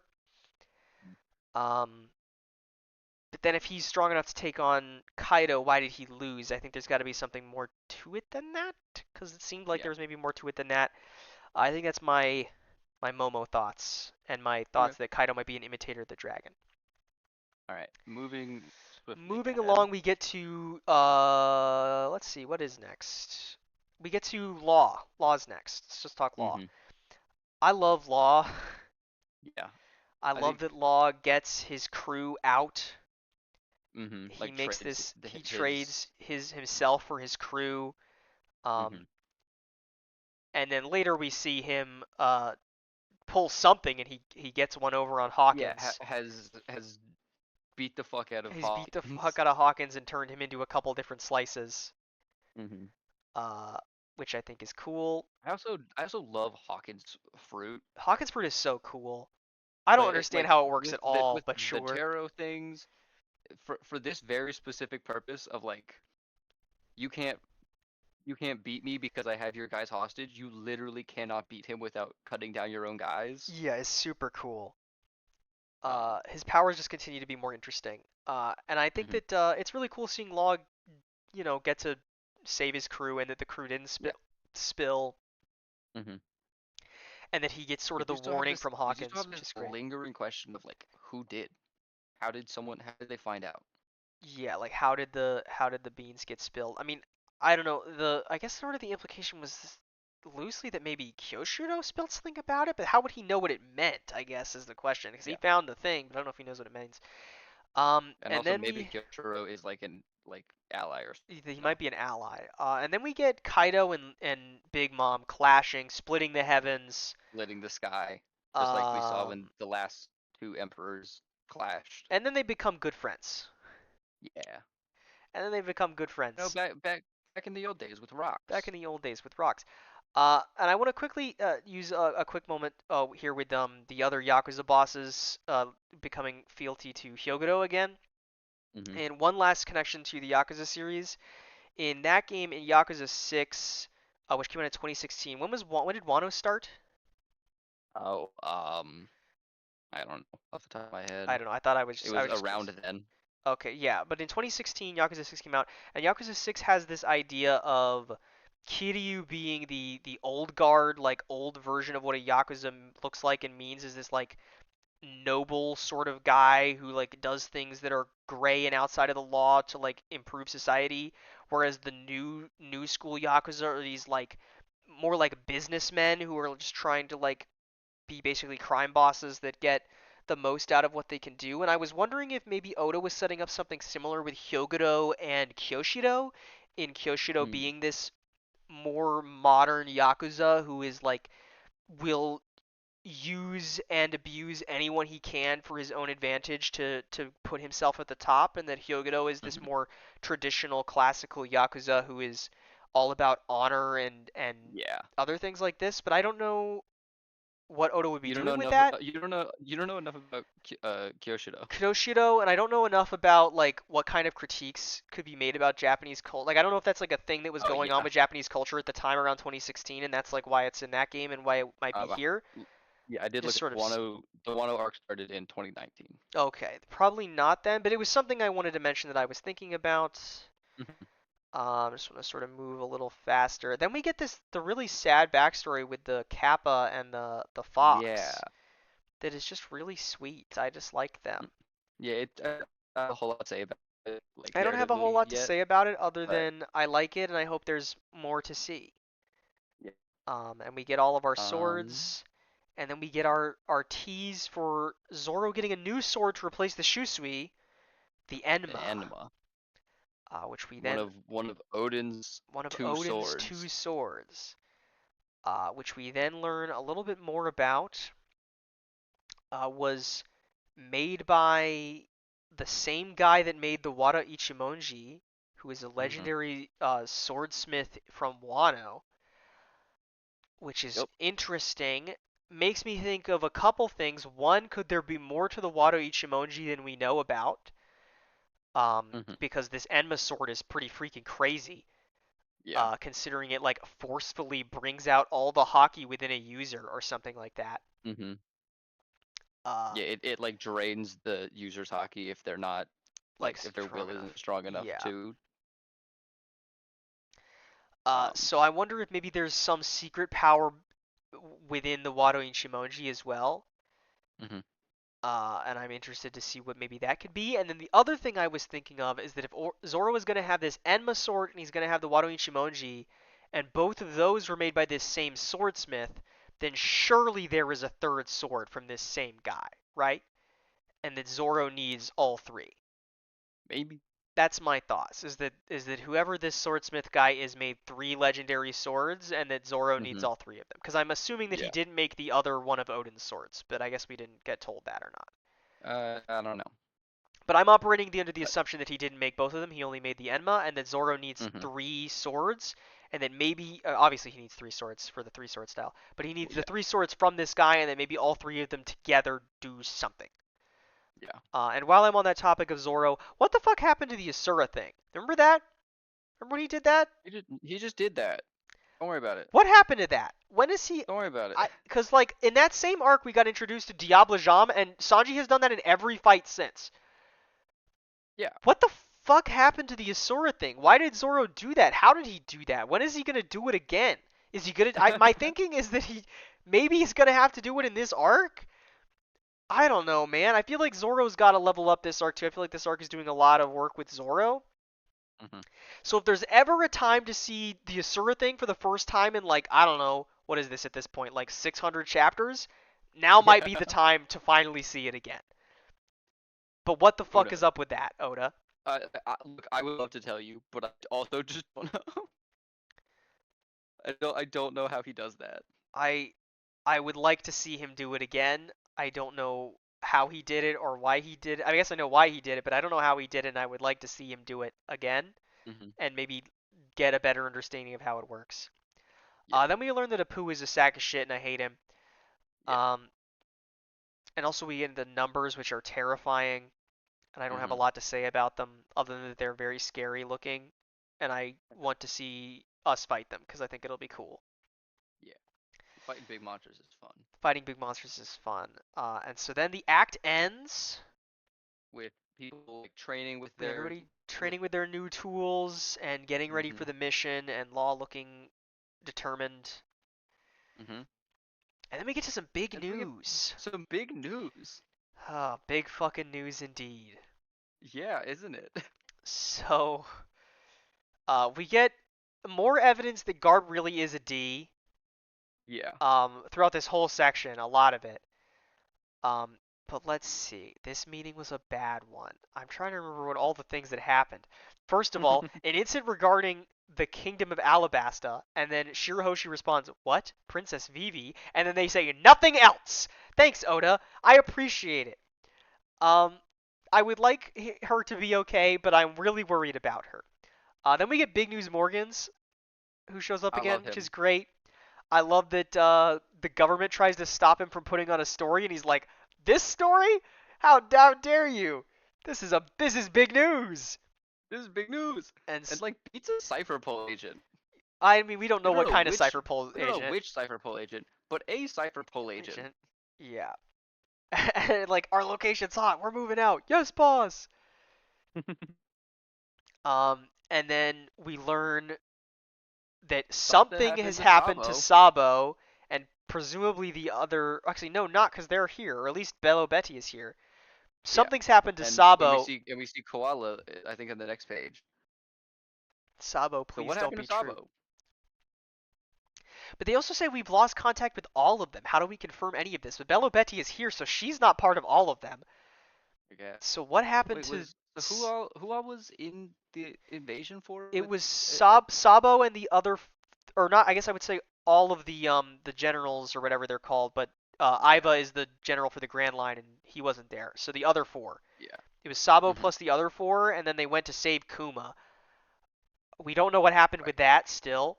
And something has happened to Sabo that has got everybody devastated. So Hmm. my assumption is the paper says Sabo is dead. I don't think Sabo is Yeah. dead, obviously. I think Hmm. it would be an Yeah, and a we get this shot of Makino and then of Dadan. yeah, Sabo say it Uh, ain't so. And then Dofi cackling. The world never gets old, does it? Things are just getting good now. and And then then Blackbeard. and then Blackbeard, and this is really the worst of them all, is Blackbeard saying, "Why let the Marines reap the reward when I stand to gain from this?" And if Blackbeard sees something to gain, then nothing good can happen. Yeah. Um, and then we get my Um. boy, my guy, Kobe shows up, who I was not expecting to see again for a while. And who's he talking to? Who is he talking to? Oh, he's talking to top secret special force captain of Sword Diaz Drake. What the fuck? What I the just now hell? noticed that to avoid giving Drake an eye patch, he has a like hole cut out over what would be his eye patch. Yeah, he's got his I weird just little eye noticed band it. thing. I really miss his like cool Spaniard outfit that he had before, but Yeah. and He looks it's he looks good in the Beast Pirates and it's getup. interesting to me that Sword seems to be opposed to CP0 and the government. Yeah. What the hell is Sword? Because we don't get any confirmation of what Sword is. There's some Mhm. sort of quote top It is secret some sort of special force, secret marine like force some that top for secret some marine reason force employs pirates or a employs pirate. or at least makes people look like pirates to Right. disguise themselves, is infiltrated. You know, Kobe's a big deal. He's in the normal Marines, so it's not like they're all Mhm. undercover unless Kobe is also undercover as a Marine captain. Uh, who knows? And I'm so interested to see what's I going love on that here with this this. like I love that this is like ties back in what happened on whatever the island was called, where they got the op fruit, because Drake was the kid who got rescued by the Marines and then Yeah. grew up presumably as a Marine. Yeah, and then So you like, think that and we were told that he was an ex-Marine turned pirate. It turns out he's but not really a he's pirate. He's not. still a Marine, which is crazy. It's Uh, so cool. but it's so interesting to me that he would still be a member of the Worst Generation, because I think there's more to being a member of the Worst Generation than just happening to be one of the guys on Sabaody. Yeah, So with I a wonder if there's big enough something more to bounty. Drake too. Um, Yeah, but I'm just so it excited to could see be. what these two are doing, especially because I'm desperate for more Kobe because I love Kobe. Yeah. I've just sort of like decided that I love Kobe, and now I like him more every time we see him. Mhm. And Uh, he's about to go but capture he's busy because he has to go Boa. capture the pirate empress Boa Hancock. Now, why is that? Oh, it's because the seven warlords of the sea don't exist anymore. Yeah. To which Buggy is devastated. This is some grade A bully pucky, he says. Um, Oh, I love him. because what is the thing called? It's like the super As science division or something. yeah, the special science group. The special science group has replaced them. How? Hmm. What? What is the special I don't know. science group? I don't know.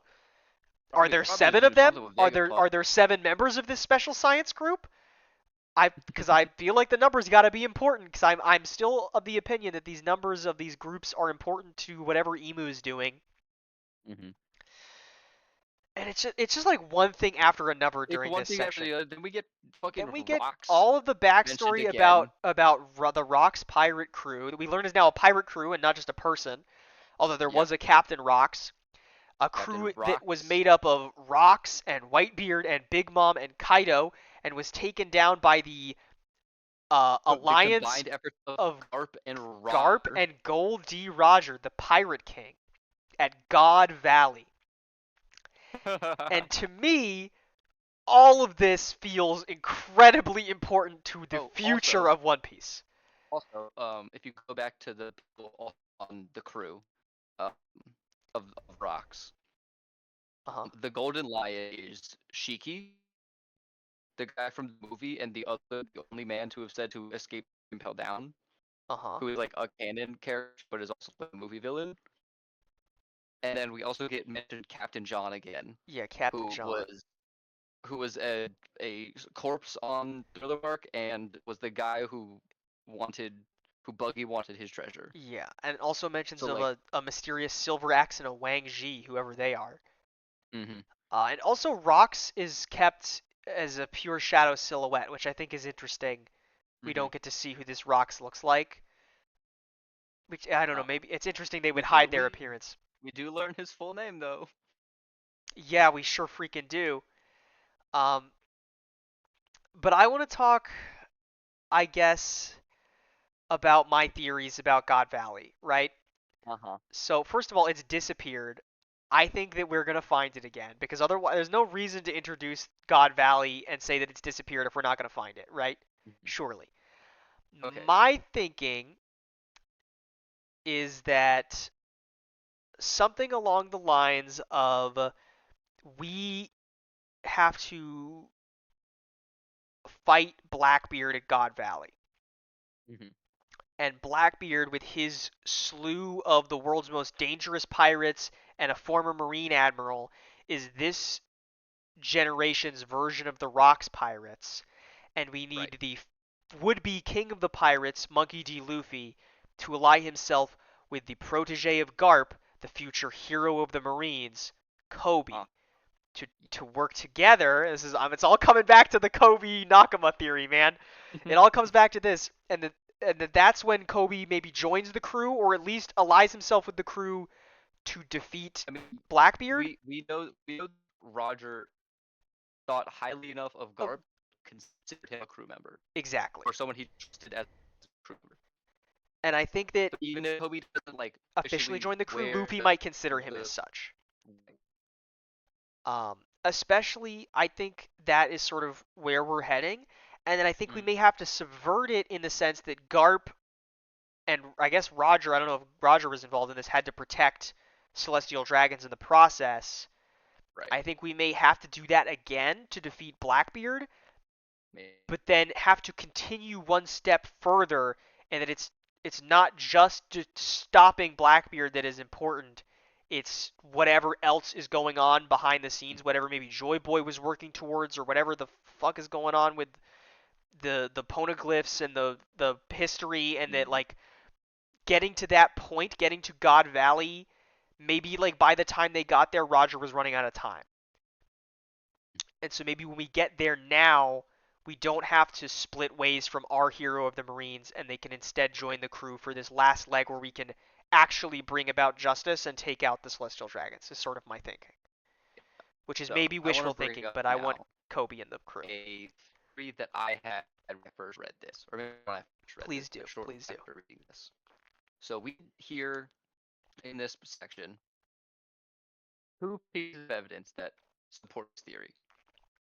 We hear about Captain John, who we know was a corpse on Thriller Bark, Right. right? Presumably, this pirate was pretty goddamn strong if it had Prime Whitebeard, Prime Big Mom, and Prime Kaido on it. Right. But presumably, Captain John is also pretty fucking strong. Mhm. Um, we also hear that God Valley disappeared. Yeah. Um, so there's a few different ways I could imagine to make an island disappear. Could blow it up. Yeah, Could like you Buster can call it, Buster call it, you can whatever the fuck or Emu's doing. you could move it. You could certainly move it. Do we know anywhere where maybe a corpse of Captain John might be that is a moving island? We know of a Thriller Bark. Is Thriller Bark God Valley? That would be such a crazy decision from Oda. That would be That would such an insane decision from Oda. I'm kind of here for what it. As the I mean. as the resident Thriller Bark enjoyer, I'm kind of here for it. That seems crazy to me though. There's no way he would do that. I feel. I like the idea What though. if though? Also, yeah, his name was Yeah, Rox D Zabek. Another fucking Zabek. D. Guess no. What is Zabek? I wonder if what that means in like whatever language that's from. I don't know. I just think it's a cool name. That's why I said it. The initial of D. What could Yeah. it mean? There's another one. And then they decide to just give us the bounties for everybody. Yeah, and then also Whitebeard and Roger because they're just like, I guess here's as good a chance as any to tell you all this. Tell you all this. I feel like I don't Um, know. It's a I weird think that I'm inclusion to pretty tell them sure, them. or I mean, I know that because they're all like weird numbers, like it's never like 5 billion period. It's like some weird thing. I know that they all have some like meaning. Out like the numbers have a meaning. I just don't know what they are, so I I can't tell you see. that right Except for now. Luffy. Luffy's is around 1.5 billion right now. Right. But of all of these emperors, Interesting. um, I also think it's interesting that Sengoku and Akainu bring up Kozuki Oden to each other yeah. about how he was on this final voyage and that I can't imagine he has any connection to all this, but it doesn't strike me as a coincidence that all these fixtures should have such close ties to the land of Wano. Uh What the hell's up with that? huh. I don't have much to say about this little flashback of Odin with the crew, Mhm. other than that I love seeing this crew in the past. I think it's fun. Yeah. I love seeing And that the young Buggy Shanks. yeah, and that this bastard is still hidden in shadows. Yep. Also, I wonder if Shanks picked up the drinking from I don't know what these kinds of cups are called from this guy I don't because in this scene I'm pretty sure yeah Shanks is drinking out of one of the beer mugs, but he's drinking out one of the big cups, and then we see later when he's with Whitebeard he drinks out of one of those cups. Mhm. Um, and then we get into our little introduction of Act 3 where Uh Orochi's having a good time, which is just terrible news. huh. Everybody's getting ready for the celebration, and the scabbards get to the meeting point, and there's nobody there, and there's a Mhm. storm, and the waves are crashing and devastating, and the snail isn't responding. What happened? What happened? We are the vassals of Kozuki Odin. We have come from 20 years in the past to carry out the wishes of our liege lord. The time has come for us to spend the lives that should have perished back then. But our lives alone are not enough. The enemy number 30,000. We need more help. The incident already happened the previous night. And then I get fucking cliffhangered, alright? Shit sucks. I don't know what's happened to everybody. Look, we get the I'm most ex- important information at the end of this section. That yeah. shop's toad is named Toad Boinganosuke. So true. His name is Boinganosuke. Um, so I don't know what has happened to the crew. However, I have an idea of what's going to happen after we find out. Uh-huh. In that, it would be difficult to get to Onagashima in this storm and with these unbelievable waves. But you know what would make it very possible? If If we, if we, if Luffy parts the sea like Moses. yeah, with the Beyblade. No, I was thinking instead if maybe we had a group of fishmen led Ooh, by the greatest helmsman and a member of the crew of the would-be king of the pirates, a that would certain be very Jinbei. interesting. I think my hope, please God, save me Jinbei, is that Jinbei and the Sun Pirates are going to show up because Jinbei's gonna helm the Sunny, and then the Sun Pirates can helm the other ships to get them to Onigashima through the storm. That's my thoughts. Because I can't imagine another way we can get through unless we have a way of stopping the storm, which maybe we do. Um, but I feel like it would be a Just get great just way. just get Big Mom and Kaido over here. They'll split the sky It would again. be a great way for Jinbei to show back up as he's here with the Sun Pirates, and maybe they brought Cat Viper along or something, and everything is great, and Yeah, nobody is it is dead, and really interesting nobody's that injured. Cat Viper is still Is not missing. here. Cause like my understanding is that he met Marco and then was gonna leave, Yeah, unless he's like still yeah. trying to get Marco to come with them. I don't know. But it didn't seem like Marco was gonna leave, cause he wanted to protect the place. Right. Well, that So, is all of the plot. Let me see. Let me look through my list here. You can talk a little bit while I look through my list. See if there's anything else I want to talk about. um, I mean, I think this is. I was someone who, when I got to Wano, was having a hard time getting into it, much like in the first section.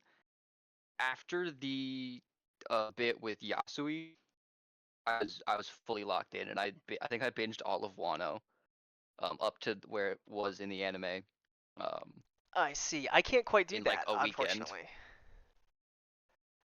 Although I'm certainly enjoying getting to take my time with Wano, Hmm. and every arc in I mean, general. I'm really enjoying like getting to because Getting to getting to take I your haven't time gotten with me going through Wano. yeah, I haven't gone back and rewatched or reread this section of the story yet, so it's It's this section's really good. I'm so excited because from what I understand is that Wano just gets better and better as it goes, and this yeah. section was really good. So I can only imagine where we can go from here. Hmm. I do have, I think maybe two notes left. So I have a note about Otama and her Uh-huh. power, her weird like slavery dumplings. Oh, okay. I'll bring this up because it's not a real spoiler. Um, the fact that it's like a slippery dumpling is because it only works that Well, way on yeah, I smile fruit understand that users, because they're like not like a animals. Would it work on a Zoan type user? no. Okay. It's only because Caesar did some weird shit with the smile. I see.